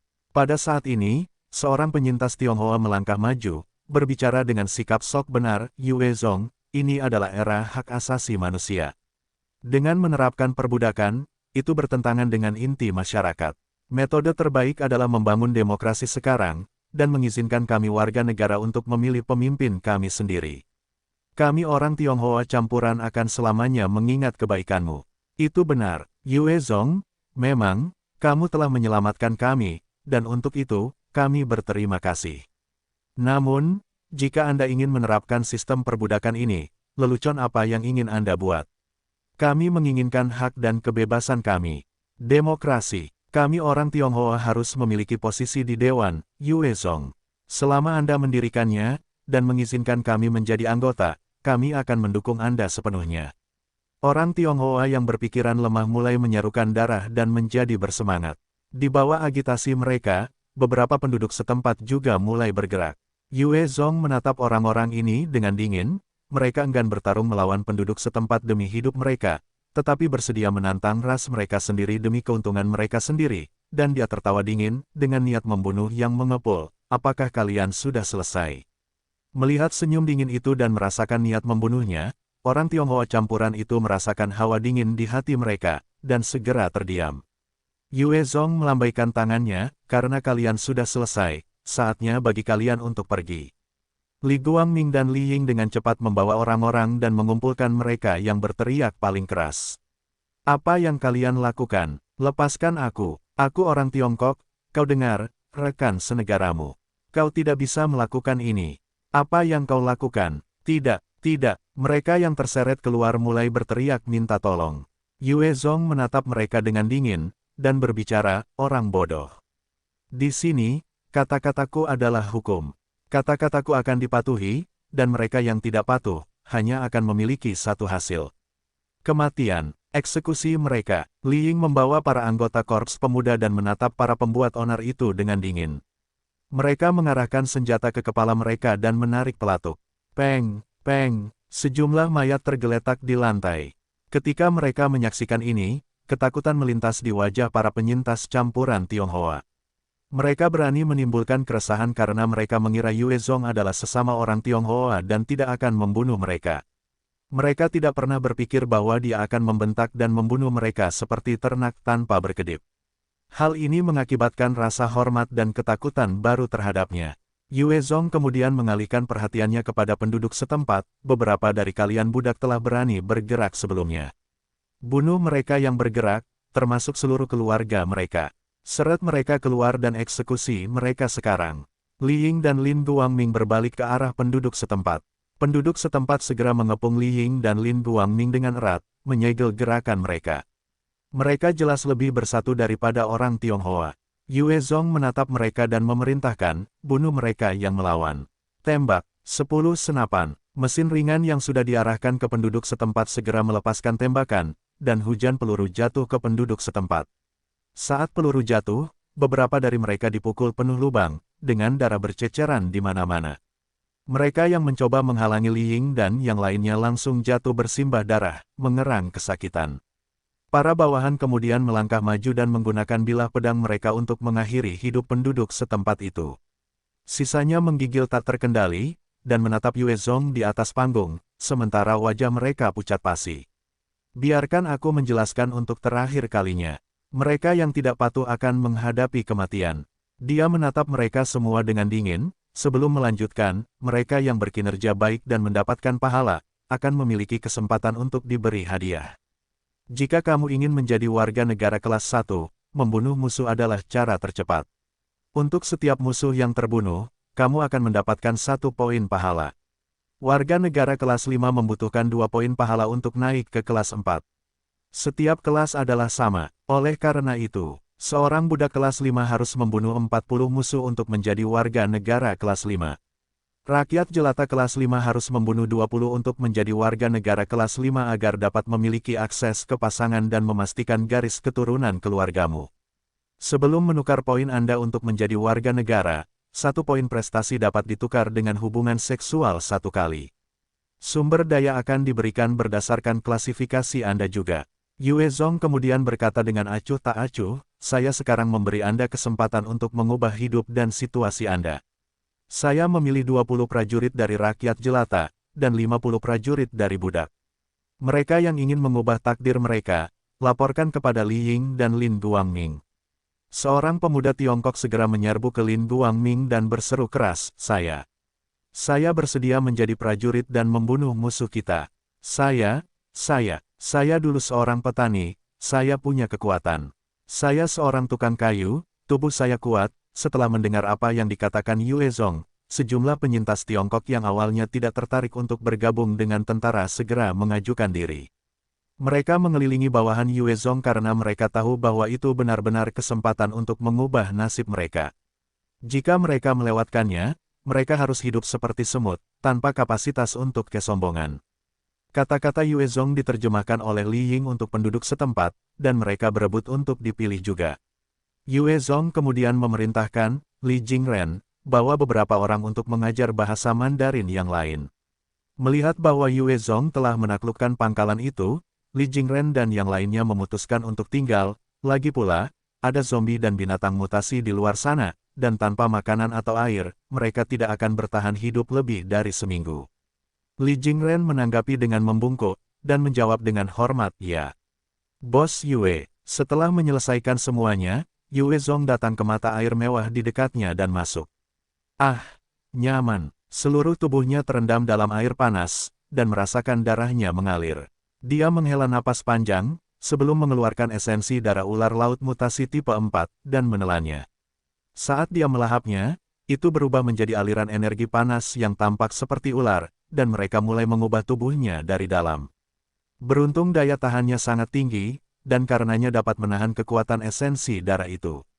Orang normal mungkin meledak dari energi yang kuat. Energi itu terus mengalir di dalam tubuhnya, karena perlahan-lahan diserap dan diubah menjadi kekuatannya sendiri.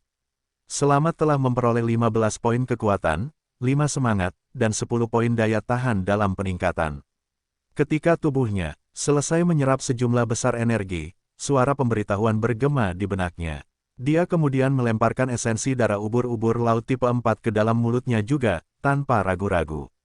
Saat esensi darah masuk ke dalam tubuhnya, itu berubah menjadi bola energi petir yang kuat dan meledak di dalam dirinya, seolah-olah mereka mencoba untuk mencabik-cabik tubuhnya. Muatan petir terlihat memancar dari tubuhnya dari sudut pandang orang yang melihatnya. Di bawah ledakannya yang terus-menerus, Yuezong merasa seperti bagian dalam tubuhnya terus-menerus ditusuk, seolah-olah banyak bilah pedang mengirisnya. Rasa sakitnya hampir tak tertahankan. Sel-selnya diledakkan, sebelum memperbaiki diri dengan cepat dengan energi berbasis petir, memperkuatnya. Selamat telah memperoleh 15 poin spirit, dan 10 poin endurance dalam peningkatan. Kekuatanku meningkat lagi. Setelah sepenuhnya menyerap sejumlah besar energi itu, Yuezong perlahan membuka matanya, dan tersenyum tipis. Ketika kekuatan seseorang mencapai tahap ini, sangat sulit untuk mencapai ambang batas berikutnya. Membunuh beberapa binatang mutasi tipe 3 mungkin tidak akan berhasil. Hanya dengan membunuh binatang mutasi tipe 4 itu, dia akan bisa naik level secara normal. Namun, setiap raksasa itu sangat kuat. Bahkan dia tidak memiliki kepercayaan diri penuh dalam menghadapi mereka. Menelan 2 esensi darah tipe 4 telah meningkatkan kekuatannya.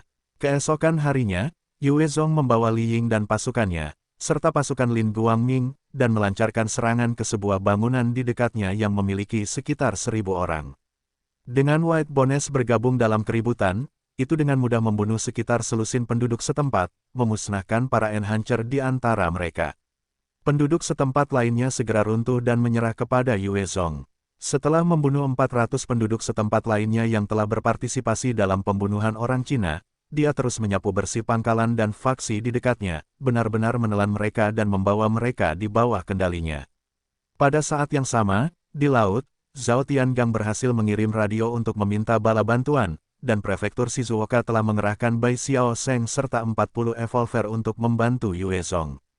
Dengan pengerahan ini, Yuezong menjadi lebih santai. Setiap orang dari mereka memiliki kekuatan untuk menghadapi pasukan bersenjata lebih dari 100. Dengan mereka di sini, Yuezong dapat dengan mudah bergerak ke 4 arah untuk menyapu bersih semua bangunan, menghancurkan semuanya, dan membawa kembali sumber daya. Pada akhir 10 hari, mereka telah mengumpulkan sekelompok 7.000 penduduk setempat, 3.000 orang Tiongkok, dan mereka mulai yang baru. Faktanya, jumlah total penduduk setempat awalnya berjumlah lebih dari 20.000, tetapi lebih dari 13.000 dari mereka telah berpartisipasi dalam tindakan bejat serta pembantaian orang Tiongkok. Yuezong kemudian memutuskan untuk membunuh mereka semua. Pada saat yang sama, ia berhasil mengumpulkan sekitar 400 tentara Tiongkok, di antaranya sekitar 130 anak-anak yang masih muda yang membentuk korps pemuda, dan sangat setia kepadanya di tepi laut. Yuezong memerintahkan putri duyung kecil itu, panggil binatang laut mutan. Ratu Putri Duyung kecil itu balas menatapnya dengan tatapan keras kepala, dan bibirnya mengerucut erat. Saat ini, dia mengenakan gaun biru, dan siripnya telah berubah menjadi kaki. Dia tampak seperti loli yang cantik, tanpa sedikit pun ciri-ciri Putri Duyung seperti mitos. Yuezong menatapnya dengan dingin dan berkata, "Kau tidak mau mendengarkan. Bagus, Masako, kemarilah dan pastikan untuk membimbingnya dengan benar." Hai, di samping Yuezong, instruktur wanita yang seksi dan dewasa itu membungkuk, sebelum berjalan menuju Putri Duyung kecil itu. Ketika Putri Duyung kecil itu melihat Masako mendekatinya, ekspresi ketakutan muncul di wajahnya, saat dia mulai menjerit dalam beberapa bahasa Mandarin yang patah-patah, "Tidak, tidak. Putri Duyung kecil itu adalah ratu rasnya, dan bakatnya secara alami mencengangkan. Kecerdasannya lebih unggul, dan dia dengan cepat mempelajari beberapa bahasa Mandarin sederhana. Namun, meski begitu, dia masih dipenuhi rasa takut terhadap instruktur Masako, dan rasa takutnya terhadapnya bahkan melampaui rasa takutnya terhadap Yue Zong. Sebagai instruktur pribadi, Masako tidak memiliki kelembutan atau perhatian terhadap wanita lain. Dia sangat kasar dan ketat, yang menyebabkan putri duyung kecil itu takut padanya. Yue Zong memerintahkan dengan dingin, panggil binatang mutasi. Panggil yang tingkatnya lebih rendah saja. Putri duyung itu tidak berani menentang lebih jauh, dan membuka mulutnya untuk bersenandung dengan suara mistis tetapi anehnya menenangkan. Suara itu terus menyebar ke arah laut, setelah beberapa saat, permukaan air bergolak, dan sejumlah cacing pasir mutasi dan kutu laut mutasi mulai berkerumun keluar dari air. Yue Zong mengangguk puas ketika dia menghitung lebih dari 100 dari mereka, dan berkata, baiklah, sudah cukup. Sebagai tanggapan, putri duyung kecil itu menatap Yue Zong dengan penuh kebencian, sementara wajahnya yang cantik dan elok itu berkerut. Dia kesal dengan permintaan Yue Zong padanya, tetapi dia tidak punya pilihan. Bagaimanapun, dia adalah tawanannya, dan jika dia tidak patuh, alternatifnya lebih menakutkan.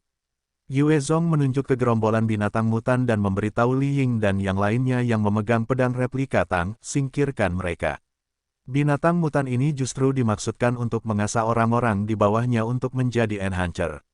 Li Ying, yang telah memotong pendek rambutnya, dan mengenakan seragam militer kecil, memegang pedang sihir hitam saat suaranya terdengar jelas di atas rekan-rekannya, untuk pemimpin.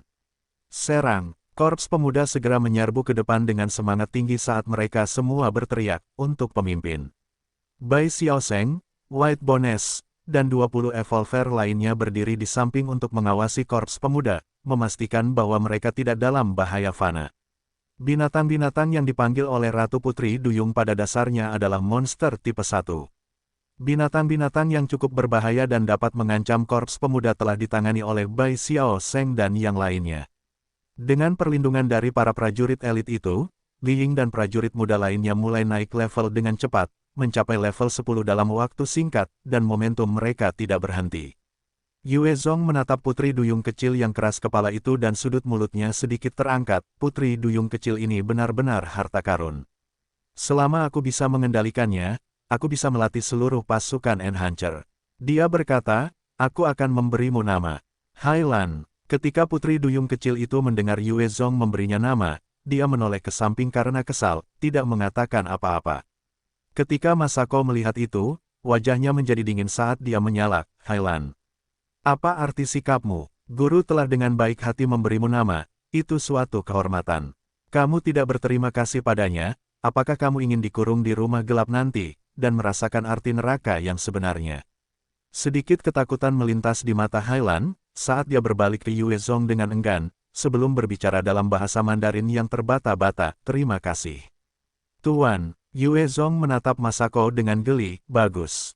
Ketika dia menghubungi Jepang, dan mengangkat masalah putri duyung kecil itu, kira Waichi telah menyarankan untuk mengirim Masako ke sana. Memang, dalam beberapa hari, dia berhasil melatih Hailan agar sedikit lebih terkendali.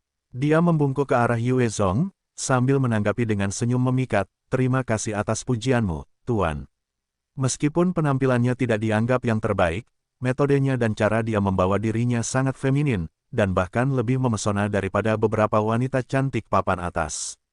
Yue Zong memanfaatkan kekuatan Hailan sebanyak yang dia bisa, dan dalam kurun waktu 3 hari, dia berhasil mengangkat Li Ying dan seluruh korps pemuda menjadi enhancer level 30. Lin Guangming dan seluruh campuran Tionghoa telah dilatih ke level 10 juga. Setelah membentuk unit petarung yang layak, mereka berhasil mendapatkan lebih dari 1 ton daging binatang mutasi dari daerah sekitar juga. Saat Yue Zong mengumpulkan unit, akhirnya ada beberapa pergerakan dari penduduk setempat. Meskipun Yue Zong telah mengambil alih hampir semua faksi kecil di sekitar, masih ada 3 pangkalan besar yang memiliki lebih dari 10.000 orang yang selamat. Mereka adalah Komite Revolusi Negara A, Renaissance Negara A, dan Kekaisaran Negara A. Masing-masing faksi ini mengendalikan lebih dari 3.000 orang yang selamat, dan memiliki jumlah enhancer yang layak. Ada banyak orang malas dan brutal di antara generasi saat ini, tetapi ada juga para jenius. Negara A tidak berbeda, 3 faksi ini dibentuk dari para jenius yang telah bertahan hidup sejak kiamat. Di dalam rumah mewah itu, ada banyak wanita Cina cantik yang telanjang, berpose di berbagai area di dalam rumah itu, memberikan semacam suasana penuh nafsu. Seorang pria parubaya yang mengenakan jas, cincin emas tebal besar di ibu jarinya, dan memiliki kepala penuh rambut runcing berkata, situasi saat ini seperti ini. Pria Cina bernama Yue Zong itu telah mendirikan kerajaannya sendiri, dan mendiskriminasi sesama penduduk setempat, mencap mereka sebagai budak. Bagaimana menurutmu? Pria ini bernama Bencito dan dia adalah pemimpin Komite Revolusi Negara A. Sebelum kiamat, dia adalah seorang petani biasa. Ketika kiamat terjadi, dia mengandalkan metodenya yang tegas dan kejam, serta kekuatannya yang diperoleh ketika dia secara alami terbangun sebagai seorang evolver untuk menaklukkan dan memerintah wilayah kecil, membentuk faksinya sendiri. Di sisi lain, ada seorang pria kekar dengan rambut emas yang mendengus, bunuh dia. Negara A milik kita penduduk setempat. Sampah Cina itu benar-benar berani datang ke sini, dia benar-benar tidak mengenal kematian. Negara A dulunya adalah koloni barat, dan pria kekar berambut emas ini bernama Paulos, dan dia adalah darah campuran keturunan barat dan negara A. Dia adalah pemimpin Renaissance negara A, dan merupakan evolver yang kuat dengan caranya sendiri.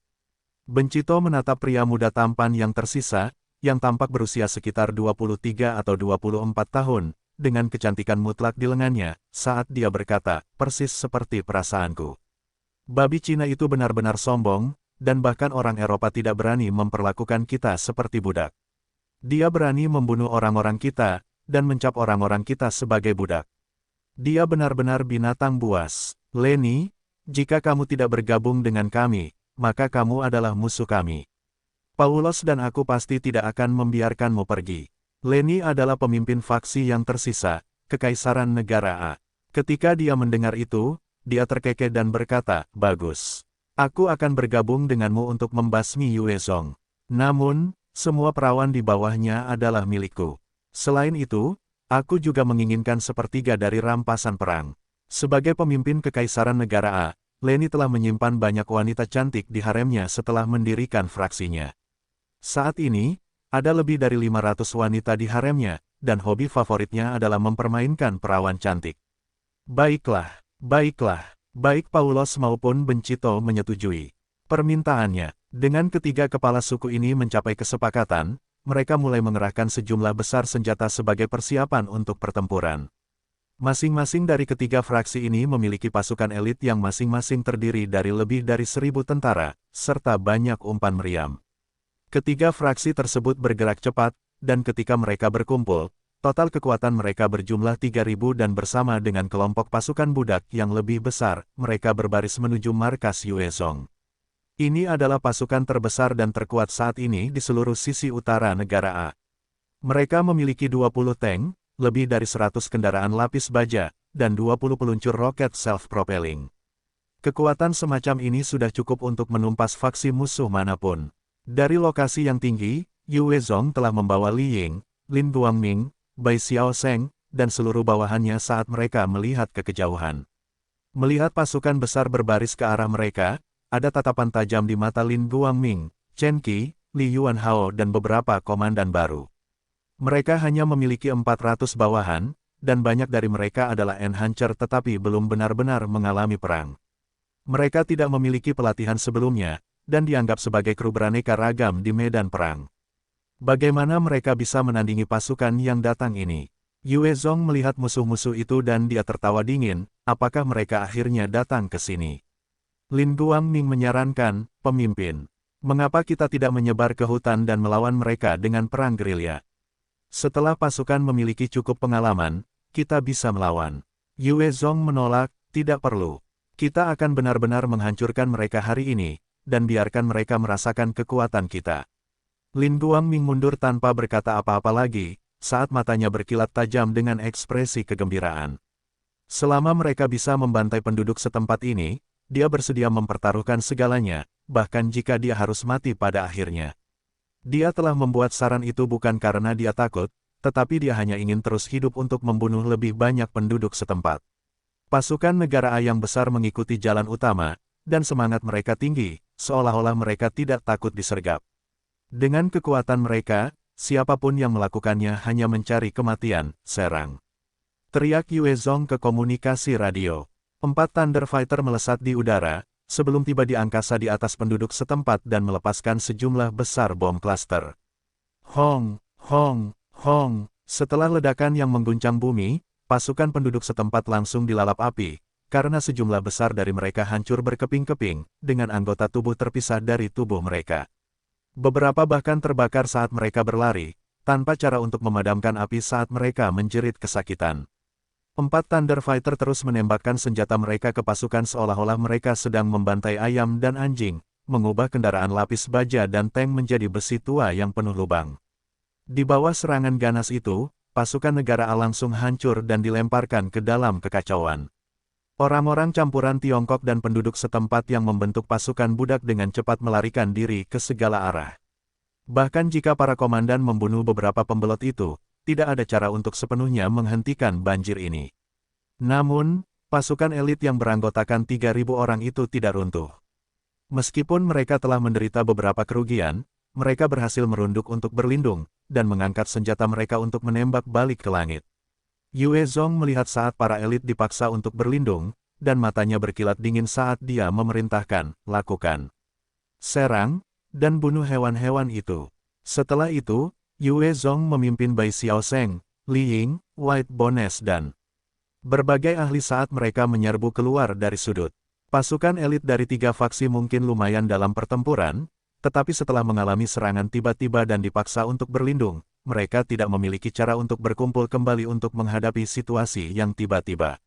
Di bawah serangan White Bones dan Bai Xiaosheng yang menakutkan, para elit dari 3 faksi perlahan-lahan disingkirkan satu persatu. Adapun 4 Thunder Fighter, setelah mereka selesai dengan serangan bom klaster mereka naik ke langit, dan menembakkan rudal berpemandu ke berbagai kendaraan lapis baja koalisi utara negara A, yang sangat melemahkan kekuatan mereka. Bencito meraung marah, sialan.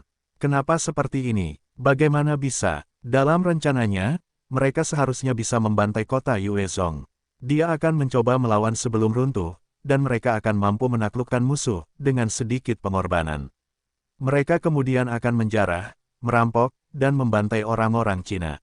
Namun, sekarang, mereka sebenarnya ditahan oleh 4 raksasa logam terbang yang menakutkan, dan mereka telah menderita begitu banyak korban. Itu bahkan tidak bisa disebut pertukaran, karena serangan tiba-tiba Yue Zong telah merenggut nyawa begitu banyak bawahan mereka. Tepat pada saat ini, siluet hijau besar menukik turun dari langit, dengan setiap kepakan sayapnya, kemampuan alami angin dipanggil, dan angin membentuk bilah tajam yang tak terhitung jumlahnya saat mereka merobek koalisi utara negara A. Saat bilah angin mengiris udara dengan kejam, lebih dari 100 tentara langsung dipenggal dari serangan tunggal itu, dan mayat tanpa kepala yang tak terhitung jumlahnya terkulai ke tanah. Bencito melihat ke Grini tipe 3 di langit, matanya berkedip dengan ketakutan dan keterkejutan, binatang mutasi tipe 3. Mengapa ada binatang yang begitu menakutkan di pihak mereka? Siapa sebenarnya Yue Zong itu? Bagaimana dia bisa menjinakkan monster seperti itu? Setiap binatang mutasi tipe 3 adalah keberadaan yang menakutkan. Hanya satu dapat dengan mudah menghancurkan seluruh batalion penembak jitu. Yang udara adalah yang paling sulit untuk dihadapi, meskipun pertahanan mereka mungkin tidak banyak, kecepatan dan keunggulan alami mereka di udara membuat hampir mustahil bagi manusia untuk melukai mereka. Bahkan Gun Demon dari Takama Gahara hanya memiliki kemampuan untuk mengancam mereka, tetapi itu bukan jaminan bahwa ia bisa menghadapi mereka sendirian. Sedangkan untuk orang lain, itu tentu lebih sulit. Grini tidak berhenti untuk beristirahat sama sekali, sebaliknya, ia terus mengepak-ngepakkan sayapnya dengan marah, mengiris banyak prajurit. Mata Leni merah padam, dan telah kehilangan semua sikap angkuhnya dari sebelumnya. Ia seperti binatang buas yang terluka saat ia meraung pada Bencito dan Paulos. Apa yang harus kita lakukan? Apa yang harus kita lakukan? Apa yang harus kita lakukan sekarang? Leni belum pernah menghadapi serangan udara sebelumnya, dan ia bukanlah seorang ahli militer. Ia hanya mengandalkan kekuatannya sendiri untuk menaklukkan orang lain. Namun, menghadapi Thunder Fighters yang mengerikan, ia tidak berdaya. Binatang-binatang udara ini sama sekali bukan sesuatu yang bisa ditangani Leni. Ekspresi Bencito dan Paulos juga jelek, karena mereka sama-sama bingung. Mereka bukanlah orang militer, dan mereka berhasil sampai ke tempat mereka sekarang melalui kekuatan mereka. Menghadapi situasi seperti itu, mereka benar-benar tidak tahu harus berbuat apa. Saat mereka merenungkan langkah mereka selanjutnya, situasi di medan perang berubah drastis. Di bawah pimpinan Yue Zong, Bai Xiaosheng dan White Bones menyerbu dengan banyak evolver tingkat tinggi, membantai ratusan prajurit negara A. Mereka mulai runtuh saat mereka mencoba melarikan diri. Mereka tidak memiliki kemauan bertarung yang tinggi sejak awal, dan naluri tempur mereka bahkan lebih lemah, peralatan mereka kurang, dan kekuatan tempur mereka hampir tidak ada dalam menghadapi Thunder Fighters dan prajurit elit yang lebih unggul di bawah Yue Zong. Faktanya, sulit untuk membandingkan mereka dengan mereka yang berasal dari Kerajaan Tuhan dan Vietnam juga. Mereka hanya terbiasa memerintah warga biasa. Setelah mereka kehilangan ratusan rekan mereka, kemauan mereka hancur, dan mereka meninggalkan segalanya saat mereka mencoba melarikan diri. Yue Zong melihat pasukan koalisi negara A Utara yang sedang berjuang dan matanya berkilat kaget. Dia tidak menyangka mereka akan benar-benar runtuh secepat itu. Namun, dia tidak melepaskan kesempatan itu sambil berteriak, "Bunuh!" Li Ying, Bai Xiaosheng dan yang lainnya mengikutinya dari dekat saat mereka menyerang para prajurit, membunuh siapapun yang mereka temui. Para prajurit ini sudah patah semangat, dan hanya melarikan diri untuk menyelamatkan diri, dengan punggung mereka menghadap Yue Zong dan timnya. Ada beberapa yang bahkan berlutut di tanah dan memohon untuk diselamatkan, tetapi langsung dibantai. Bencito berbicara dengan suara rendah, "Aku akan mengatur ulang beberapa perlawanan. Kalian cepat pikirkan tindakan balasan." "Bodoh, kau benar-benar petani, bodoh. Kau masih ingin berpikir untuk melawan. Melarikan diri sekarang seharusnya menjadi prioritas. Tetapi lebih baik, dengan kau menghalangi, kita bisa melarikan diri dengan lebih baik." Leni berpikir dingin dalam hatinya, tetapi wajahnya masih menunjukkan ekspresi tulus. "Bencito, kalau begitu, kami akan mengandalkanmu. Kami pasti akan memikirkan cara untuk mengalahkan mereka." Bencito mengangguk dan segera meninggalkan pusat komando. Begitu dia pergi, Leni dan Paulos mulai mengumpulkan pasukan mereka. Mereka ingin mengumpulkan sebanyak mungkin sebelum mereka mundur. Meskipun tidak ada yang bisa mereka lakukan terhadap Yue Zong, tetapi melawan faksi negara A lainnya, para prajurit ini masih diperlukan.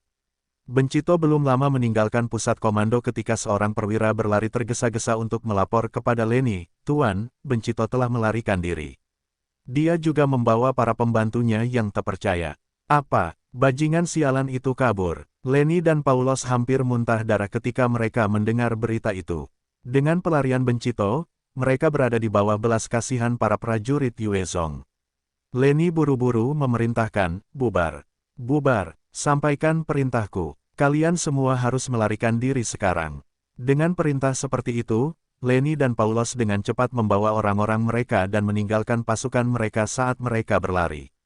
Perintah ini disampaikan, dan seluruh koalisi utara negara A hancur. Setiap orang berjuang untuk dirinya sendiri, karena para prajurit meninggalkan pos dan senjata mereka, tidak peduli tentang apapun kecuali hidup mereka.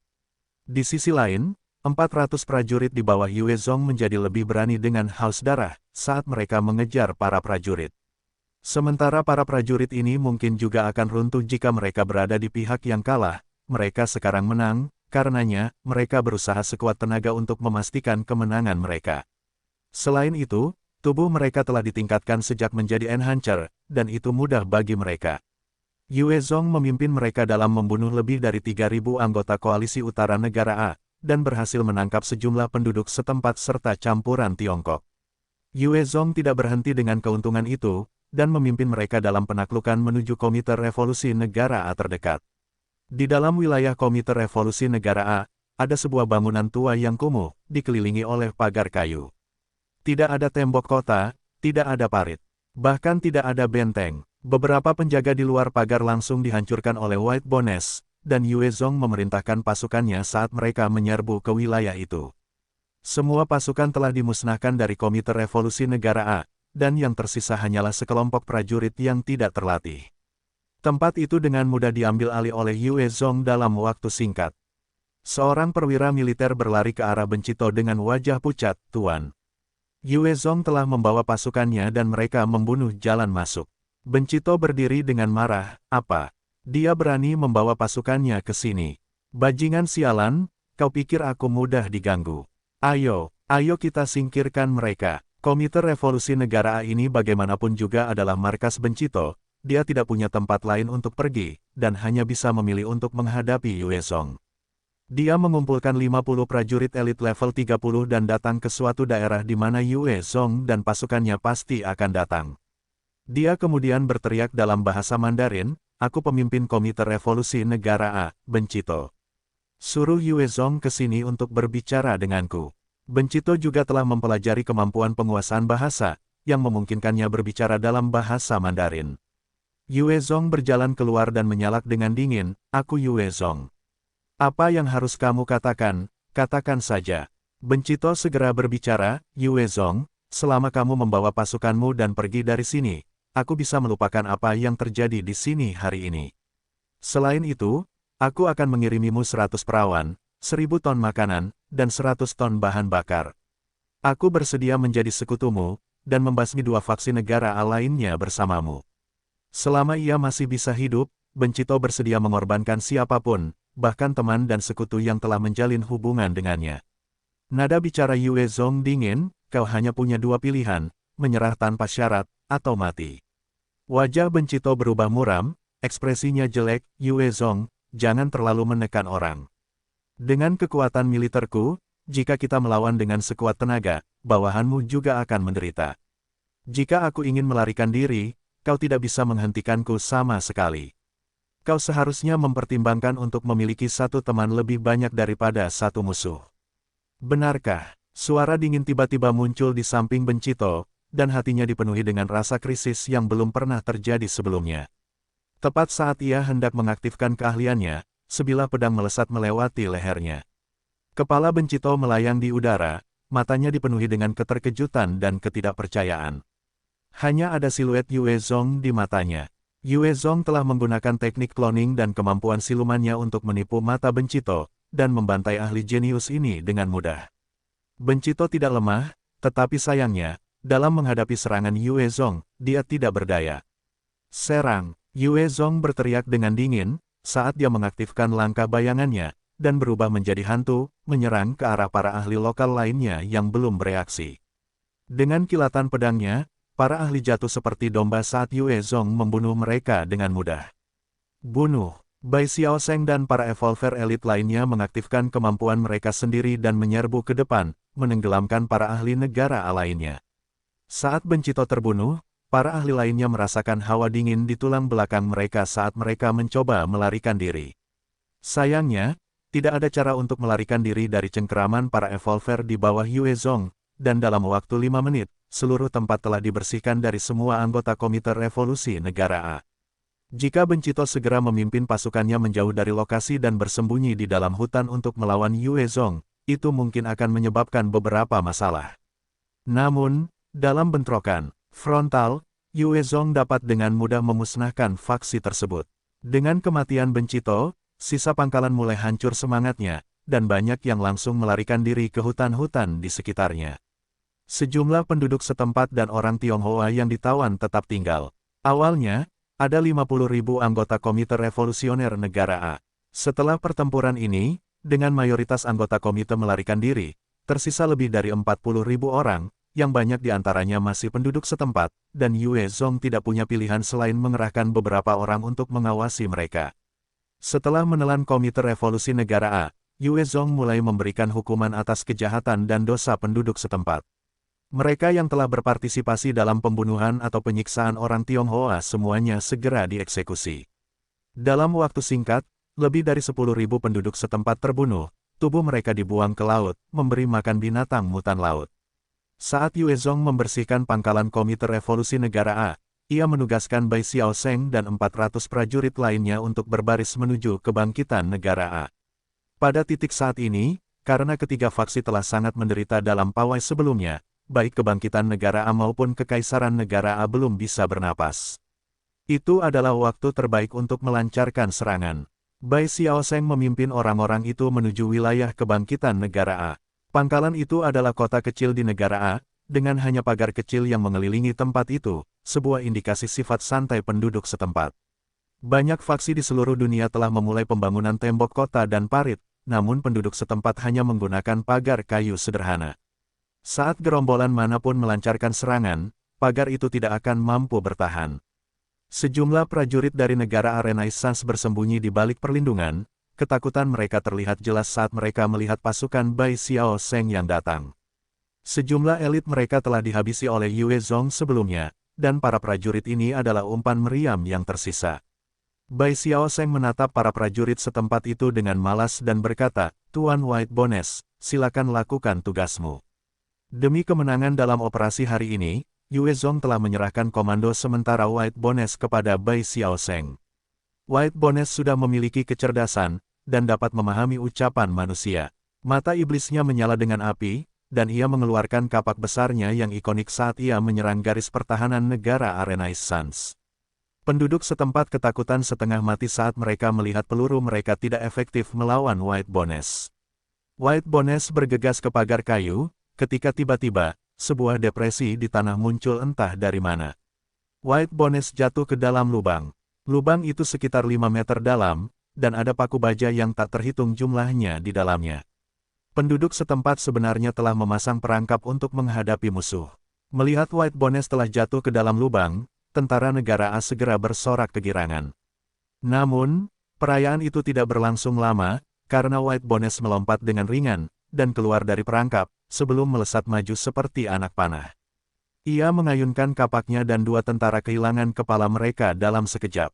Sorak-sorai segera berubah menjadi ratapan ngeri. Setelah White Bones membantai puluhan dari mereka, penduduk setempat lainnya segera mulai melarikan diri. Serang, Zhao Xiong. Bai Xiao Zheng menunjuk ke arah kota dan memberi perintah. Bunuh. Zhao Xiong adalah seorang evolver level 43 di bawah tim Bai Xiao Zheng dan kekuatannya benar-benar mengerikan. Dia berteriak dan memimpin sejumlah evolver dan tentara Tiongkok ke kota. Penduduk setempat yang melarikan diri dibantai seperti domba. Karena mayoritas dari mereka bukanlah tentara terlatih yang sebenarnya, semangat juang mereka hancur dengan cepat, dan banyak yang berusaha melarikan diri dari kota itu sendiri. Salah satu penduduk setempat bergegas ke Paulos dan berteriak tergesa-gesa, "Tuan, kami telah kehilangan garis depan kami. Kami benar-benar kalah sekarang, semua orang telah dikalahkan. Kota ini dalam kekacauan sekarang, apa yang harus kita lakukan?" Paulos tampak tidak percaya, "Apa? Begitu cepat? Saya pikir Jenderal Jin Benton memiliki setidaknya 3.000 orang bersamanya. Bagaimana dia bisa dikalahkan begitu cepat?" Ketika mereka telah kalah dalam pawai, Paulos dengan paksa mengumpulkan pasukannya yang berjumlah 3.000 untuk mempertahankan kota. Dia berpikir bahwa dengan jumlah prajurit sebanyak itu, dia setidaknya bisa membuat Yue Zong menderita, sebelum dia melangkah keluar untuk bernegosiasi ulang. Dia tidak pernah membayangkan bahwa pasukan itu benar-benar telah disingkirkan dalam waktu 1 jam, nyaris tidak bertahan. Penduduk setempat berteriak, "Tuan, Jenderal Jin Benton telah melarikan diri." Justru karena pembelotan Jin Benton, pasukan negara Renaissance dikalahkan dengan mudah. Tentu saja, itu juga sebagian karena perbedaan kekuatan. Paulos mengumpat sebelum berbalik untuk berlari, "Jin Benton, dasar bajingan. Gagak, ikut aku." "Ya." Penduduk setempat menjawab sebelum mengikuti. Dengan melarikan diri Paulos, negara Renaissance kehilangan kemampuan mereka untuk melawan. Namun, ada banyak yang telah mendengar tentang pembersihan Yue Zong terhadap mereka yang telah berpartisipasi dalam pembunuhan dan penyiksaan orang Cina, dan lebih dari 20.000 orang melarikan diri karena takut akan nyawa mereka. Ada banyak hutan di negara A, dan hutan-hutan ini menampung banyak binatang mutan yang ganas. Tidak semua orang bisa bertahan hidup dalam lingkungan seperti itu, dan saat penduduk setempat melarikan diri ke hutan, banyak yang menjadi mangsa binatang mutan, dan mereka sangat menderita. Pada akhirnya, Renaissance negara A juga jatuh ke tangan Yue Zong. Ketika Leni dari Kekaisaran Negara A menyaksikan nasib Komite Revolusi Negara A dan Renaissance Negara A, dan betapa mudahnya Yue Zong menangkap mereka, dia segera membawa pasukannya untuk melarikan diri ke selatan negara A. Setelah menelan 2 dari 3 faksi utama di utara, Yue Zong menjadi partai penguasa di utara. Tidak ada faksi yang bisa melawannya. Setelah menelan 2 faksi dan menyelesaikan semuanya, Yue Zong memanggil Bai Xiao Zheng dan mengatakan kepadanya secara langsung, "Bai Xiao Zheng, apakah kamu bersedia tinggal di sini dan memimpin mereka ke sini? Selama kamu tinggal di sini, para wanita di sini bebas untuk kamu pilih." Menurut perhitungan Yue Zong, dia pikir Bai Xiao Zheng akan melompat kegirangan untuk menerima jabatan ini. Lagi pula, ini adalah kesempatan untuk memerintah. Namun, Bai Xiaosheng benar-benar menunjukkan ekspresi ragu-ragu saat dia menggelengkan kepalanya. Bos Yue, aku tahu orang seperti apa aku ini. Aku pandai membunuh musuh, binatang mutan, dan bersenang-senang dengan wanita. Tetapi tekanan untuk memerintah terlalu banyak. Aku tidak bisa melakukannya. Itu akan terlalu melelahkan dan aku harus mempertimbangkan terlalu banyak. Saat keadaan menjadi sibuk, tidak akan ada waktu untuk bermain atau membantai.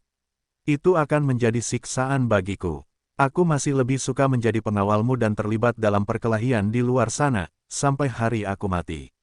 Namun, tidak dalam 1 menit dari keseriusannya, dia mengungkapkan senyum cabul saat dia bertanya, tentu saja, aku masih menginginkan wanita cantik dari negara A, karena aku telah melakukan begitu banyak hal, berikan aku 2 wanita cantik. Yue Zong menatapnya dan menggelengkan kepalanya sambil terkekeh, kamu. Baiklah, pergi cari. Masako dan minta dia memilih 2 wanita cantik untukmu. Hidup bos. Bai Xiaosheng bersorak, dan menghilang lebih cepat dari yang Yue Zong kira. Kalau begitu, siapa yang harus kupilih untuk memerintah negara A? Bai Xiaosheng pergi, dan Yue Zong kembali memikirkan hal ini.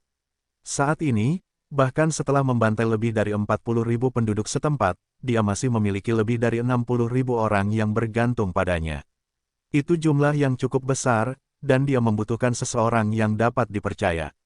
Kalau begitu, aku harus memberikannya padanya. Yue Zong memejamkan mata, berpikir sejenak, sebelum memastikan orang yang ada dalam pikirannya, matanya terbuka lebar. Li Ying datang berbaris di depan Yue Zong, mengenakan seragam militer kecil dengan potongan rambut pendek.